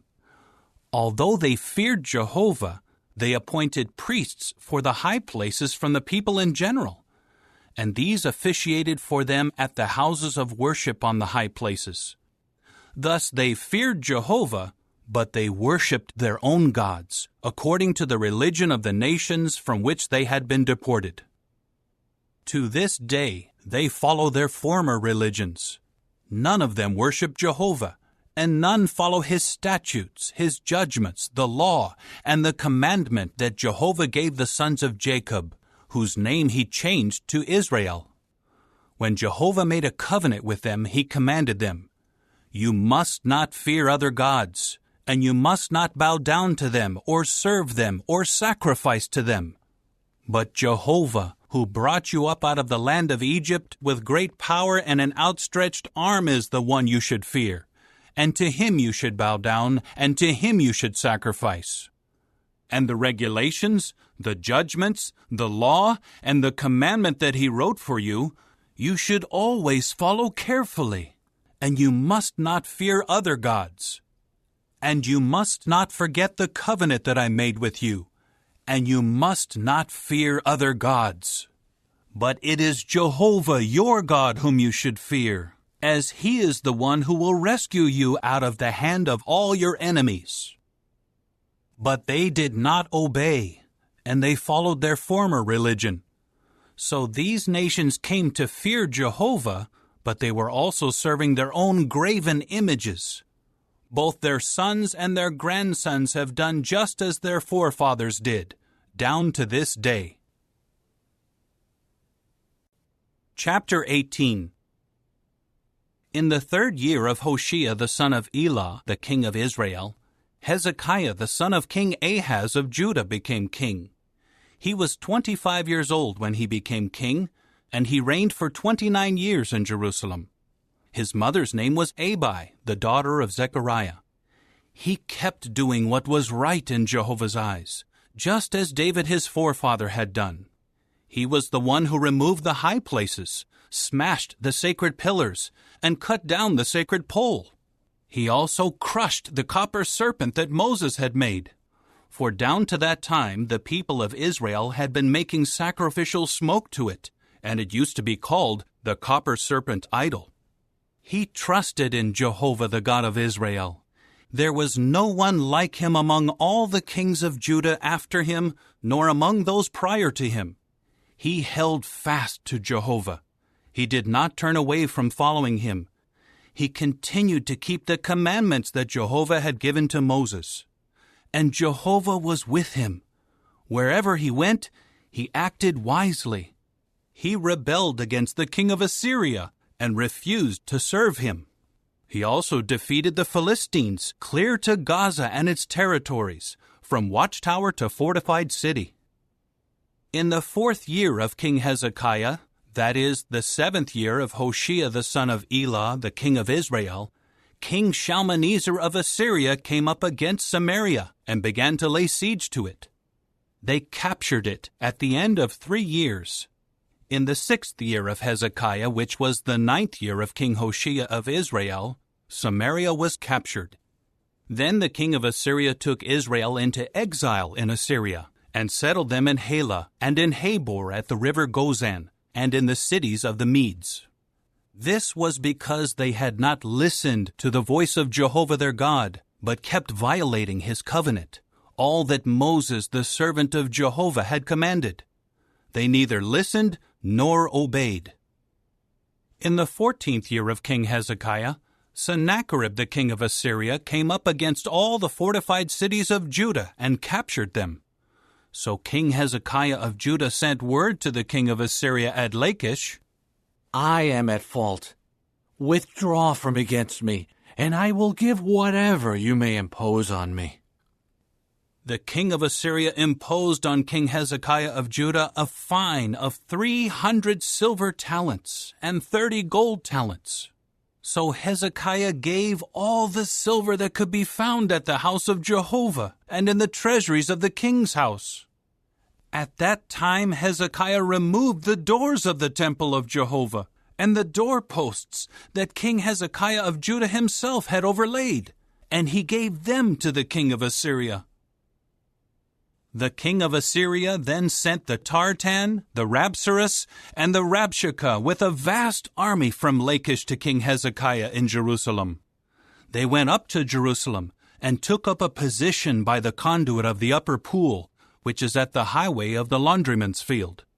When they called for the king to come out, Eliakim son of Hilkiah, who was in charge of the household, Shebna the secretary, and Joah son of Asaph the recorder came out to them.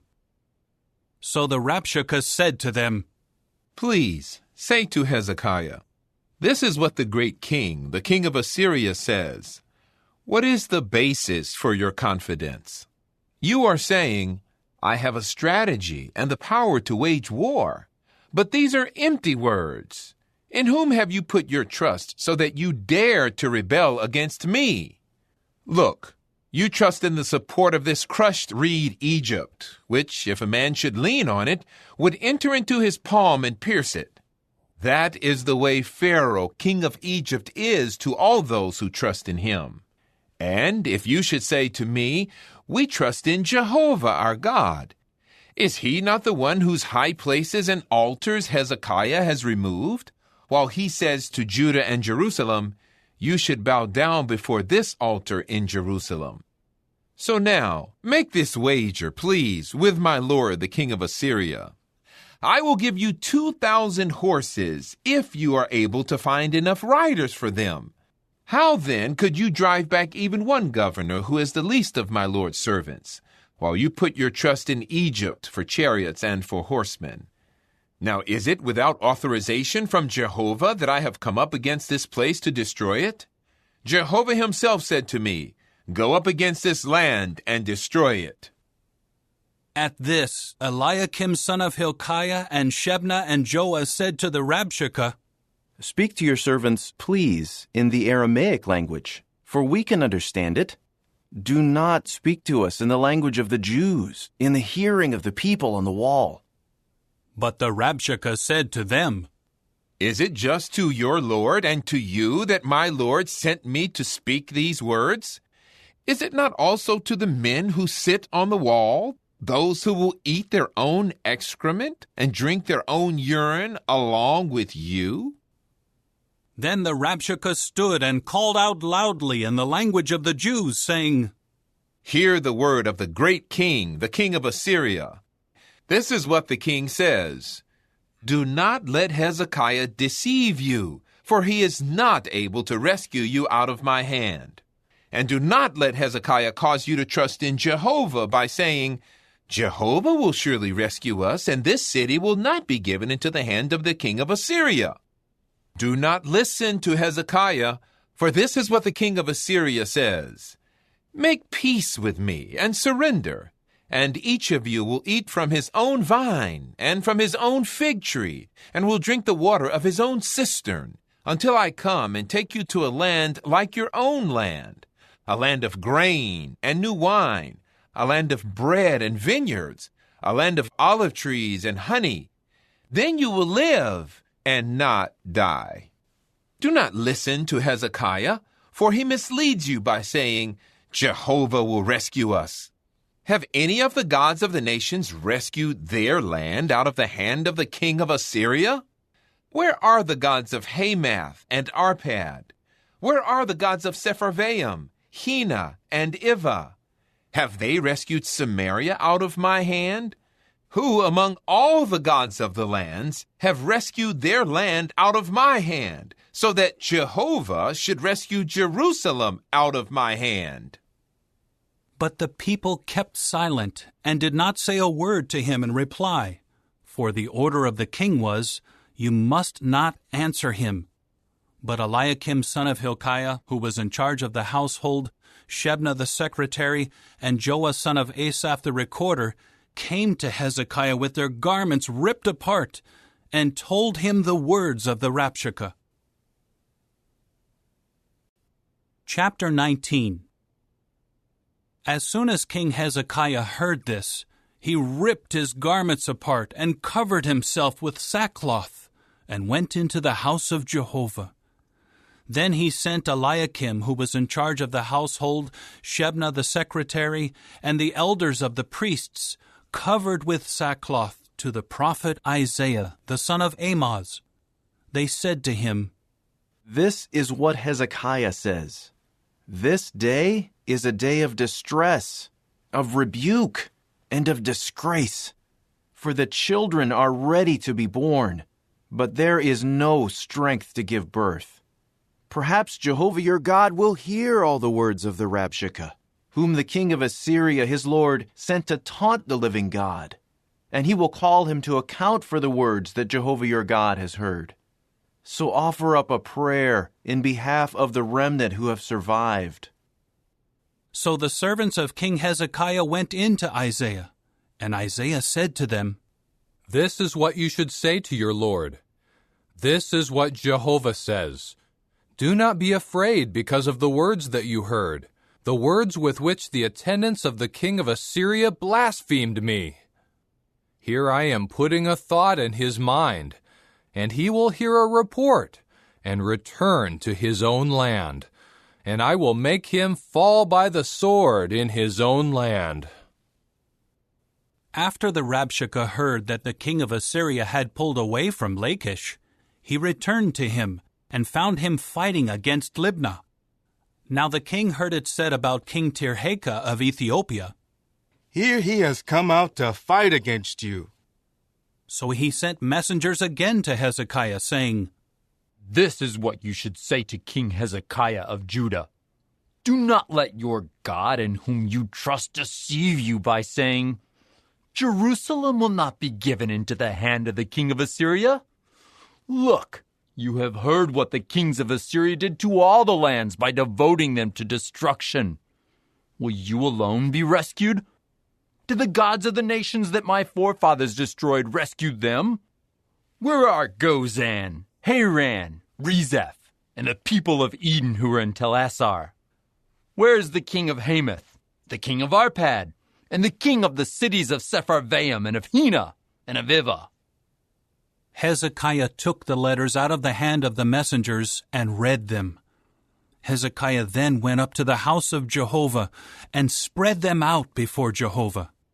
And Hezekiah began to pray before Jehovah and say, "O Jehovah, the God of Israel, sitting enthroned above the cherubs, you alone are the true God of all the kingdoms of the earth. You made the heavens and the earth. Incline your ear, O Jehovah, and hear. Open your eyes, O Jehovah, and see. Hear the words that Sennacherib has sent to taunt the living God. It is a fact, O Jehovah, that the kings of Assyria have devastated the nations and their lands, and they have thrown their gods into the fire, because they were not gods, but the work of human hands, wood and stone. That is why they could destroy them. But now, O Jehovah our God, please save us out of his hand, so that all the kingdoms of the earth may know that you alone are God, O Jehovah." Isaiah, son of Amoz, then sent this message to Hezekiah. "This is what Jehovah, the God of Israel, says. I have heard your prayer to me concerning King Sennacherib of Assyria. This is the word that Jehovah has spoken against him. The virgin daughter of Zion despises you. She scoffs at you. The daughter of Jerusalem shakes her head at you. Whom have you taunted and blasphemed? Against whom have you raised your voice and lifted your arrogant eyes? It is against the Holy One of Israel. Through your messengers you have taunted Jehovah and said, 'With the multitude of my war chariots I will ascend the heights of mountains, the remotest parts of Lebanon.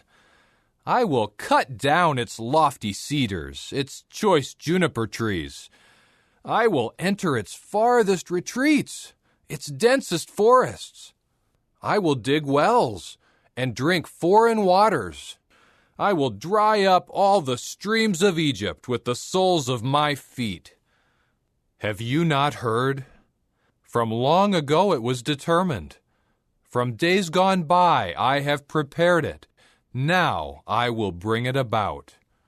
You will turn fortified cities into desolate piles of ruins. Their inhabitants will be helpless. They will be terrified and put to shame. They will become as vegetation of the field, and green grass, as grass of the roofs that is scorched by the east wind. But I well know when you sit when you go out, when you come in, and when you are enraged against me, because your rage against me and your roaring have reached my ears. So I will put my hook in your nose, and my bridle between your lips, and I will lead you back the way you came. And this will be the sign for you. This year you will eat what grows on its own, and in the second year you will eat grain that sprouts from that. But in the third year you will sow seed and reap, and you will plant vineyards and eat their fruitage. Those of the house of Judah who escape, those who are left, will take root downward and produce fruit upward. For a remnant will go out of Jerusalem, and survivors from Mount Zion. The zeal of Jehovah of armies will do this. Therefore, this is what Jehovah says about the king of Assyria. He will not come into this city, or shoot an arrow there, or confront it with a shield, or cast up a siege rampart against it. By the way he came, he will return. He will not come into this city, declares Jehovah. I will defend this city and save it for my own sake and for the sake of my servant David. On that very night, the angel of Jehovah went out and struck down 185,000 men in the camp of the Assyrians. When people rose up early in the morning, they saw all the dead bodies. So King Sennacherib of Assyria departed and returned to Nineveh and stayed there. And as he was bowing down at the house of his god Nisroch, his own sons Adramelech and Sharezer struck him down with the sword, and then escaped to the land of Ararat. And his son Esarhaddon became king in his place. Chapter 20. In those days, Hezekiah became sick and was at the point of death. The prophet Isaiah, the son of Amoz, came and said to him, This is what Jehovah says. Give instructions to your household, for you will die. You will not recover. At that, he turned his face to the wall and began to pray to Jehovah. I beg you, O Jehovah, remember, please, how I have walked before you faithfully and with a complete heart, and I have done what was good in your eyes. And Hezekiah began to weep profusely. Isaiah had not yet gone out to the middle courtyard when Jehovah's word came to him, saying, Go back and say to Hezekiah, the leader of my people, This is what Jehovah, the God of David, your forefather, says. I have heard your prayer. I have seen your tears. Here I am healing you. On the third day, you will go up to the house of Jehovah. I will add 15 years to your life, and I will rescue you and this city out of the hand of the king of Assyria, and I will defend this city for my own sake and for the sake of David my servant. Isaiah then said, Bring a cake of pressed dried figs. So they brought it and applied it to the boil, after which he gradually recovered. Hezekiah had asked Isaiah, What is the sign to show that Jehovah will heal me, and that I will go up on the third day to the house of Jehovah? Isaiah replied, This is the sign from Jehovah, to show you that Jehovah will carry out the word that he has spoken. Do you want the shadow on the stairway to move forward 10 steps or back 10 steps? Hezekiah said, It is an easy thing for the shadow to extend itself 10 steps, but not to go back 10 steps. So Isaiah the prophet called out to Jehovah, and he made the shadow on the stairway of Ahaz go back 10 steps, after it had already descended the steps. At that time the king of Babylon, Berodach-Baladan, son of Baladan, sent letters and a gift to Hezekiah, for he had heard that Hezekiah had been sick. Hezekiah welcomed them and showed them his entire treasure house, the silver, the gold, the balsam oil and other precious oil, his armory, and everything that was to be found in his treasuries. There was nothing that Hezekiah did not show them in his own house and in all his dominion. After that, Isaiah the prophet came in to King Hezekiah and asked him, "What did these men say, and where did they come from?" So Hezekiah said, "They came from a distant land, from Babylon." Next he asked, "What did they see in your house?" Hezekiah replied, "They saw everything in my house. There was nothing that I did not show them in my treasuries." Isaiah now said to Hezekiah, "Hear the word of Jehovah. Look, days are coming, and all that is in your house, and all that your forefathers have stored up to this day, will be carried off to Babylon. Nothing will be left, says Jehovah. And some of your own sons, to whom you will become father, will be taken, and will become court officials in the palace of the king of Babylon." At that Hezekiah said to Isaiah, "The word of Jehovah that you have spoken is good." Then he added, "It is good if there will be peace and stability during my lifetime." As for the rest of the history of Hezekiah, all his mightiness, and how he made the pool and the conduit, and brought the water into the city, is it not written in the book of the history of the times of the kings of Judah? Then Hezekiah was laid to rest with his forefathers, and his son Manasseh became king in his place. Chapter 21. Manasseh was 12 years old when he became king, and he reigned for 55 years in Jerusalem. His mother's name was Hephzibah. He did what was bad in Jehovah's eyes, following the detestable practices of the nations that Jehovah had driven out from before the people of Israel. He rebuilt the high places that his father Hezekiah had destroyed, and he set up altars to Baal and made a sacred pole, just as Ahab, the king of Israel, had done. And he bowed down to all the army of the heavens and served them.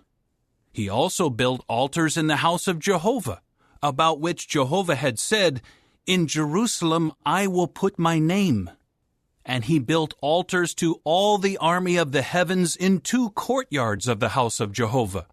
And he made his own son pass through the fire. He practiced magic, looked for omens, and appointed spirit mediums and fortune-tellers. He did on a grand scale what was bad in Jehovah's eyes, to offend him. He put the carved image of the sacred pole that he made into the house about which Jehovah had said to David and to his son Solomon, "In this house and in Jerusalem, which I have chosen out of all the tribes of Israel, I will permanently put my name.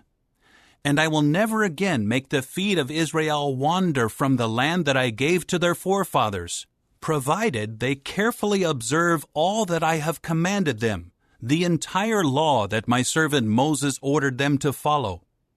But they did not obey, and Manasseh kept leading them astray, causing them to do greater evil than the nations that Jehovah had annihilated from before the Israelites. Jehovah kept speaking through his servants the prophets, saying, "Manasseh the king of Judah has done all these detestable things. He has acted more wickedly than all the Amorites before him, and he has made Judah sin with his disgusting idols. Therefore this is what Jehovah the God of Israel says, Here I am bringing such a disaster on Jerusalem and Judah that it will make both ears of anyone who hears about it tingle. And I will stretch out on Jerusalem the measuring line applied to Samaria, and use the leveling tool applied to the house of Ahab.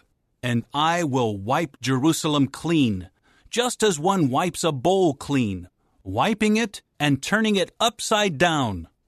I will forsake the remnant of my inheritance, and give them into the hand of their enemies, and they will become plunder and spoil to all their enemies, because they did what was bad in my eyes, and were continually offending me, from the day that their forefathers came out of Egypt to this day. Manasseh also shed innocent blood in very great quantity, until he had filled Jerusalem from one end to the other, besides his sin of causing Judah to sin by doing what was bad in the eyes of Jehovah. As for the rest of the history of Manasseh, and all that he did, and the sins that he committed, are they not written in the book of the history of the times of the kings of Judah? Then Manasseh was laid to rest with his forefathers, and was buried in the garden of his house, in the garden of Uzzah, and his son Amon became king in his place. Amon was 22 years old when he became king, and he reigned for 2 years in Jerusalem. His mother's name was Meshullemeth, the daughter of Haraz from Jotbah. He continued to do what was bad in Jehovah's eyes, just as his father Manasseh had done. He kept walking in all the ways that his father walked, and he continued serving and bowing down to the disgusting idols that his father had served. So he abandoned Jehovah, the God of his forefathers, and he did not walk in the way of Jehovah. Eventually, Amon's servants conspired against him and put the king to death in his own house. But the people of the land struck down all those who conspired against King Amon, and they made his son Josiah king in his place. As for the rest of the history of Amon, what he did, is it not written in the book of the history of the times of the kings of Judah? So they buried him in his grave in the garden of Uzzah, and his son Josiah became king in his place. Chapter 22. Josiah was 8 years old when he became king, and he reigned for 31 years in Jerusalem. His mother's name was Jedidah, the daughter of Adiah from Bozkath. He did what was right in Jehovah's eyes, and walked in all the ways of David his forefather, and he did not deviate to the right or to the left. In the 18th year of King Josiah, the king sent Shaphan the secretary, the son of Azaliah, the son of Meshullam, to the house of Jehovah, saying, Go up to Hilkiah the high priest, and let him collect all the money that is being brought into the house of Jehovah, which the doorkeepers have collected from the people. Have them give it to those appointed over the work in the house of Jehovah, who, in turn, will give it to the workers in the house of Jehovah who are to repair the damage to the house, that is, to the craftsmen, the builders, and the masons, and they are to use it to buy timbers and hewn stones to repair the house. But no accounting should be required of them for the money that they are given, because they are trustworthy. Later, Hilkiah the high priest said to Shaphan the secretary, I have found the book of the law in the house of Jehovah. So Hilkiah gave the book to Shaphan, who began to read it. Then Shaphan the secretary went to the king and told him, Your servants have poured out the money that was found in the house, and they have handed it over to those appointed over the work in the house of Jehovah. Shaphan the secretary also told the king, There is a book that Hilkiah the priest has given me. Then Shaphan began to read it before the king. As soon as the king heard the words of the book of the law, he ripped his garments apart. Then the king gave this order to Hilkiah the priest, Ahikam the son of Shaphan, Achbor the son of Micaiah, Shaphan the secretary, and Asaiah the king's servant. Go, inquire of Jehovah in my behalf, in behalf of the people, and in behalf of all Judah concerning the words of this book that has been found. For Jehovah's rage that has been set ablaze against us is great, because our forefathers did not obey the words of this book by observing all that is written concerning us. So Hilkiah the priest, Ahikam, Achbor, Shaphan, and Asaiah went to Huldah the prophetess. She was the wife of Shallum, son of Tikvah, son of Harhas, the caretaker of the wardrobe, and she was dwelling in the second quarter of Jerusalem. And they spoke to her there. She said to them, This is what Jehovah, the God of Israel, says. Tell the man who sent you to me, this is what Jehovah says. I will bring calamity on this place and its inhabitants, all the words of the book that the king of Judah has read. Because they have abandoned me and are making sacrifices smoked to other gods in order to offend me with all the work of their hands, my rage will be set ablaze against this place, and it will not be extinguished. But to the king of Judah, who sent you to inquire of Jehovah, this is what you should say to him. This is what Jehovah, the God of Israel, says. Regarding the words that you have heard, because your heart was responsive, and you humbled yourself before Jehovah, on hearing what I have spoken against this place and its inhabitants, that they would become an object of horror and a curse, and you ripped your garments apart and wept before me. I also have heard you, declares Jehovah. That is why I will gather you to your ancestors, and you will be laid in your grave in peace, and your eyes will not see all the calamity that I will bring on this place. Then they brought the reply to the king. Chapter 23. So the king sent word, and they summoned all the elders of Judah and Jerusalem. After that the king went up to the house of Jehovah with all the men of Judah, all the inhabitants of Jerusalem, the priests and the prophets, all the people from small to great. He read in their hearing all the words of the book of the covenant that had been found in the house of Jehovah. The king stood by the pillar and made a covenant before Jehovah, that he would follow Jehovah and keep his commandments, his reminders, and his statutes with all his heart and with all his soul, by carrying out the words of this covenant that were written in this book. And all the people agreed to the covenant. The king then ordered Hilkiah the high priest, the priests of the second rank, and the doorkeepers to bring out from the temple of Jehovah all the utensils made for Baal, for the sacred pole, and for all the army of the heavens. Then he burned them outside Jerusalem on the terraces of Kidron, and he took their ashes to Bethel. So he put out of business the foreign god priests, whom the kings of Judah had appointed to make sacrificial smoke on the high places in the cities of Judah and the surroundings of Jerusalem, as well as those making sacrificial smoke to Baal, to the sun, to the moon, to the constellations of the zodiac, and to all the army of the heavens. He brought the sacred pole out from the house of Jehovah to the outskirts of Jerusalem, to the Kidron Valley, and he burned it in the Kidron Valley, and ground it to dust, and scattered its dust on the graves of the common people. He also tore down the houses of the male temple prostitutes, which were in the house of Jehovah, and where the women were weaving tent shrines for the sacred pole. Then he brought all the priests out of the cities of Judah, and he made unfit for worship the high places where the priests had been making sacrificial smoke, from Geba to Beersheba. He also tore down the high places of the gates that were at the entrance of the gate of Joshua, the chief of the city, which were on the left as one entered the city gate.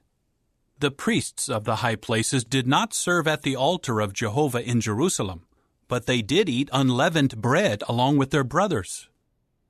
He also made unfit for worship Topheth, which is in the valley of the sons of Hinnom, so that no one could make his son or his daughter pass through the fire to Molech. And he prohibited the horses that the kings of Judah had dedicated to the sun from entering the house of Jehovah by the chamber of Nathan-Melech the court official, which was in the porticos, and he burned the chariots of the sun in the fire. The king also tore down the altars that the kings of Judah had set up on the roof of Ahaz's upper chamber, as well as the altars that Manasseh had set up in 2 courtyards of the house of Jehovah. He crushed them and scattered their dust in the Kidron Valley. And the king made unfit for worship the high places in front of Jerusalem, that were to the south of the Mount of Ruination, which Solomon the king of Israel had built to Ashtoreth, the disgusting goddess of the Sidonians, and to Chemosh, the disgusting god of Moab, and to Milcom, the detestable god of the Ammonites. He broke the sacred pillars to pieces, and cut down the sacred poles, and filled their places with human bones. He also tore down the altar in Bethel, the high place that Jeroboam the son of Nebat had made, that caused Israel to sin. After tearing down that altar and the high place, he burned the high place, ground it to dust, and burned the sacred pole. When Josiah turned and saw the graves on the mountain, he had the bones taken from the graves and burned them on the altar, making it unfit for worship, according to Jehovah's word that had been proclaimed by the man of the true God, who foretold that these things would happen. Then he said, "What is the gravestone over there that I am looking at?" At this the men of the city said to him, "It is the grave of the man of the true God from Judah, who foretold these things that you have done against the altar of Bethel." So he said, "Let him rest. Do not let anyone disturb his bones." So they left his bones undisturbed, as well as the bones of the prophet who had come from Samaria. Josiah also removed all the houses of worship on the high places that were in the cities of Samaria, which the kings of Israel had built to offend God, and he did the same thing to them that he had done at Bethel. So he sacrificed on the altars all the priests of the high places who were there, and he burned human bones on them. After that, he returned to Jerusalem. The king now commanded all the people, "Hold a Passover to Jehovah your God, as is written in this book of the covenant." No Passover like this had been held since the days when the judges had judged Israel, or in all the days of the kings of Israel and the kings of Judah. But in the 18th year of King Josiah, this Passover to Jehovah was held in Jerusalem. Josiah also cleared out the spirit mediums, the fortune tellers, the teraphim statues, the disgusting idols, and all the disgusting things that had appeared in the land of Judah and in Jerusalem, in order to carry out the words of the law that were written in the book that Hilkiah the priest had found in the house of Jehovah. There was no king like him prior to him, who returned to Jehovah with all his heart, and with all his soul, and with all his strength, according to all the law of Moses. Nor did anyone like him rise up after him. Nevertheless, Jehovah did not turn away from his burning anger that blazed against Judah, because of all the offensive things that Manasseh had done to offend him. Jehovah said, "I will also remove Judah from my sight, just as I removed Israel. And I will reject this city that I chose, Jerusalem, and the house about which I said, 'My name will continue there.'"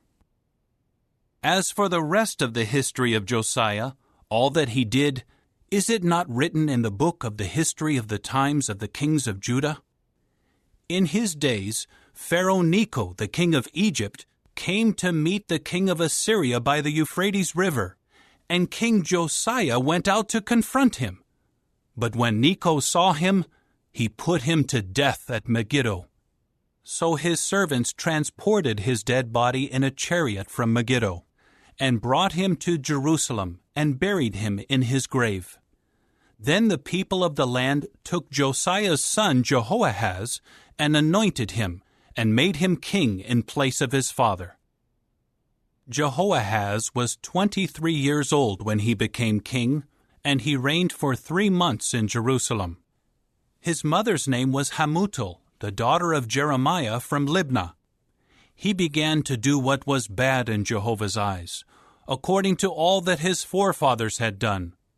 Pharaoh Necho imprisoned him at Riblah in the land of Hamath, to keep him from reigning in Jerusalem, and then imposed on the land a fine of 100 silver talents and a gold talent. Furthermore, Pharaoh Necho made Josiah's son Eliakim king in place of his father Josiah, and changed his name to Jehoiakim. But he took Jehoahaz and brought him to Egypt, where he eventually died. Jehoiakim gave the silver and the gold to Pharaoh, but he had to tax the land to give the silver that Pharaoh demanded. He exacted an assessed amount of silver and gold from each of the people of the land to give to Pharaoh Necho. Jehoiakim was 25 years old when he became king, and he reigned for 11 years in Jerusalem. His mother's name was Zebidah, the daughter of Pedaiah from Rumah. He continued to do what was bad in Jehovah's eyes, according to all that his forefathers had done. Chapter 24. In Jehoiakim's days, King Nebuchadnezzar of Babylon came against him, and Jehoiakim became his servant for 3 years. However, he turned against him and rebelled. Then Jehovah began to send against him marauder bands of Chaldeans, Syrians, Moabites, and Ammonites. He kept sending them against Judah to destroy it, according to Jehovah's word that he had spoken through his servants, the prophets. Surely it was by the order of Jehovah that this happened to Judah, to remove them from his sight, because of all the sins that Manasseh had committed, and also the innocent blood that he had shed, for he had filled Jerusalem with innocent blood, and Jehovah was not willing to forgive. As for the rest of the history of Jehoiakim, all that he did, is it not written in the book of the history of the times of the kings of Judah? Then Jehoiakim was laid to rest with his forefathers, and his son Jehoiakim became king in his place. Never again did the king of Egypt venture out of his land, for the king of Babylon had taken all that belonged to the king of Egypt, from the Wadi of Egypt up to the Euphrates River. Jehoiakim was 18 years old when he became king, and he reigned for 3 months in Jerusalem. His mother's name was Nehushta, the daughter of Elnathan of Jerusalem. He continued to do what was bad in Jehovah's eyes, according to all that his father had done. During that time, the servants of King Nebuchadnezzar of Babylon came up against Jerusalem, and the city came under siege. King Nebuchadnezzar of Babylon came to the city while his servants were laying siege to it. King Jehoiakim of Judah went out to the king of Babylon, along with his mother, his servants, his princes, and his court officials, and the king of Babylon took him captive in the 8th year of his reign. Then he took out from there all the treasures of the house of Jehovah, and the treasures of the king's house. He cut into pieces all the gold utensils that Solomon the king of Israel had made in the temple of Jehovah. This happened just as Jehovah had foretold. He took into exile all Jerusalem, all the princes, all the mighty warriors, and every craftsman and metalworker. He took 10,000 into exile. No one was left behind except the poorest people of the land. Thus he took Jehoiakim into exile to Babylon. He also led away the king's mother, the king's wives, his court officials, and the foremost men of the land, taking them into exile from Jerusalem to Babylon. The king of Babylon also took into exile to Babylon all the warriors, 7,000, as well as 1,000 craftsmen and metalworkers, all of them mighty men and trained for war. The king of Babylon made Mattaniah, Jehoiakim's uncle, king in his place, and changed his name to Zedekiah. Zedekiah was 21 years old when he became king, and he reigned for 11 years in Jerusalem. His mother's name was Hamutal, the daughter of Jeremiah from Libnah. He continued to do what was bad in Jehovah's eyes, according to all that Jehoiakim had done. It was because of Jehovah's anger that these things took place in Jerusalem and in Judah, until he cast them out of his sight. And Zedekiah rebelled against the king of Babylon. Chapter 25. In the 9th year of Zedekiah's reign, in the 10th month, on the 10th day of the month, King Nebuchadnezzar of Babylon came with all his army against Jerusalem. He camped against it and built a siege wall all around it, and the city was under siege until the 11th year of King Zedekiah. On the 9th day of the 4th month, the famine was severe in the city, and there was no food for the people of the land. The city wall was broken through, and all the soldiers fled by night through the gate between the double wall, near the king's garden, while the Chaldeans were surrounding the city. And the king went by the way of the Arabah. But the Chaldean army pursued the king, and they overtook him in the desert plains of Jericho, and all his troops were scattered from his side. Then they seized the king, and brought him up to the king of Babylon at Riblah, and they passed sentence on him. They slaughtered Zedekiah's sons before his eyes. Then Nebuchadnezzar blinded Zedekiah's eyes, bound him with copper fetters, and brought him to Babylon. In the 5th month, on the 7th day of the month, that is, in the 19th year of King Nebuchadnezzar the king of Babylon, Nebuzaradan the chief of the guard, the servant of the king of Babylon, came to Jerusalem. He burned down the house of Jehovah, the king's house, and all the houses of Jerusalem. He also burned down the house of every prominent man. And the walls surrounding Jerusalem were pulled down by the entire Chaldean army that was with the chief of the guard. Nebuzaradan, the chief of the guard, took into exile the rest of the people who were left in the city, the deserters who had gone over to the king of Babylon, and the rest of the population. But the chief of the guard left some of the poorest people of the land to serve as vine dressers and as compulsory laborers. And the Chaldeans broke into pieces the copper pillars of the house of Jehovah, and the carriages and the copper sea that were in the house of Jehovah, and they carried the copper away to Babylon. They also took the cans, the shovels, the extinguishers, the cups, and all the copper utensils used in the temple service. The chief of the guard took the fire holders and the bowls that were of genuine gold and silver. As for the 2 pillars, the sea, and the carriages that Solomon had made for the house of Jehovah, the copper of all these articles was beyond weighing. Each pillar was 18 cubits high, and the capital on it was of copper, and the height of the capital was 3 cubits. And the network and pomegranates all around on the capital were all made of copper. The 2nd pillar with its network was like it. The chief of the guard also took Seraiah the chief priest, Zephaniah the 2nd priest, and the 3 doorkeepers. And he took from the city 1 court official who was the commissioner over the soldiers, 5 close associates of the king who were found in the city, as well as the secretary of the chief of the army, the one mustering the people of the land, and 60 men of the common people of the land who were yet found in the city. Nebuzaradan, the chief of the guard, took them and brought them to the king of Babylon at Riblah. The king of Babylon struck them down and put them to death at Riblah in the land of Hamath. Thus Judah went into exile from its land. King Nebuchadnezzar of Babylon appointed Gedaliah, the son of Ahikam, the son of Shaphan, over the people whom he had left behind in the land of Judah. When all the army chiefs and their men heard that the king of Babylon had appointed Gedaliah, they immediately came to Gedaliah at Mizpah.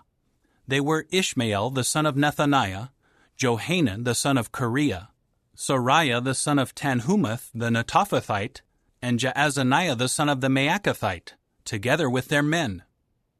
Gedaliah swore an oath to them and their men and said to them, "Do not be afraid of being servants to the Chaldeans. Live in the land and serve the king of Babylon, and it will go well with you."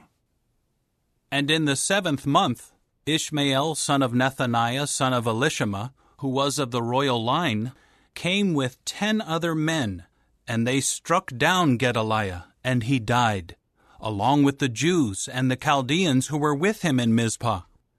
After that, all the people, from small to great, including the army chiefs, rose up and went to Egypt, for they were afraid of the Chaldeans. And in the 37th year of the exile of King Jehoiakim of Judah, in the 12th month, on the 27th day of the month, King Evil-Merodach of Babylon, in the year he became king, released King Jehoiakim of Judah from prison. He spoke kindly with him, and put his throne higher than the thrones of the other kings who were with him in Babylon. So Jehoiakim took off his prison garments, and he regularly ate before him all the days of his life. A regular allowance of food was given him from the king, day after day, all the days of his life.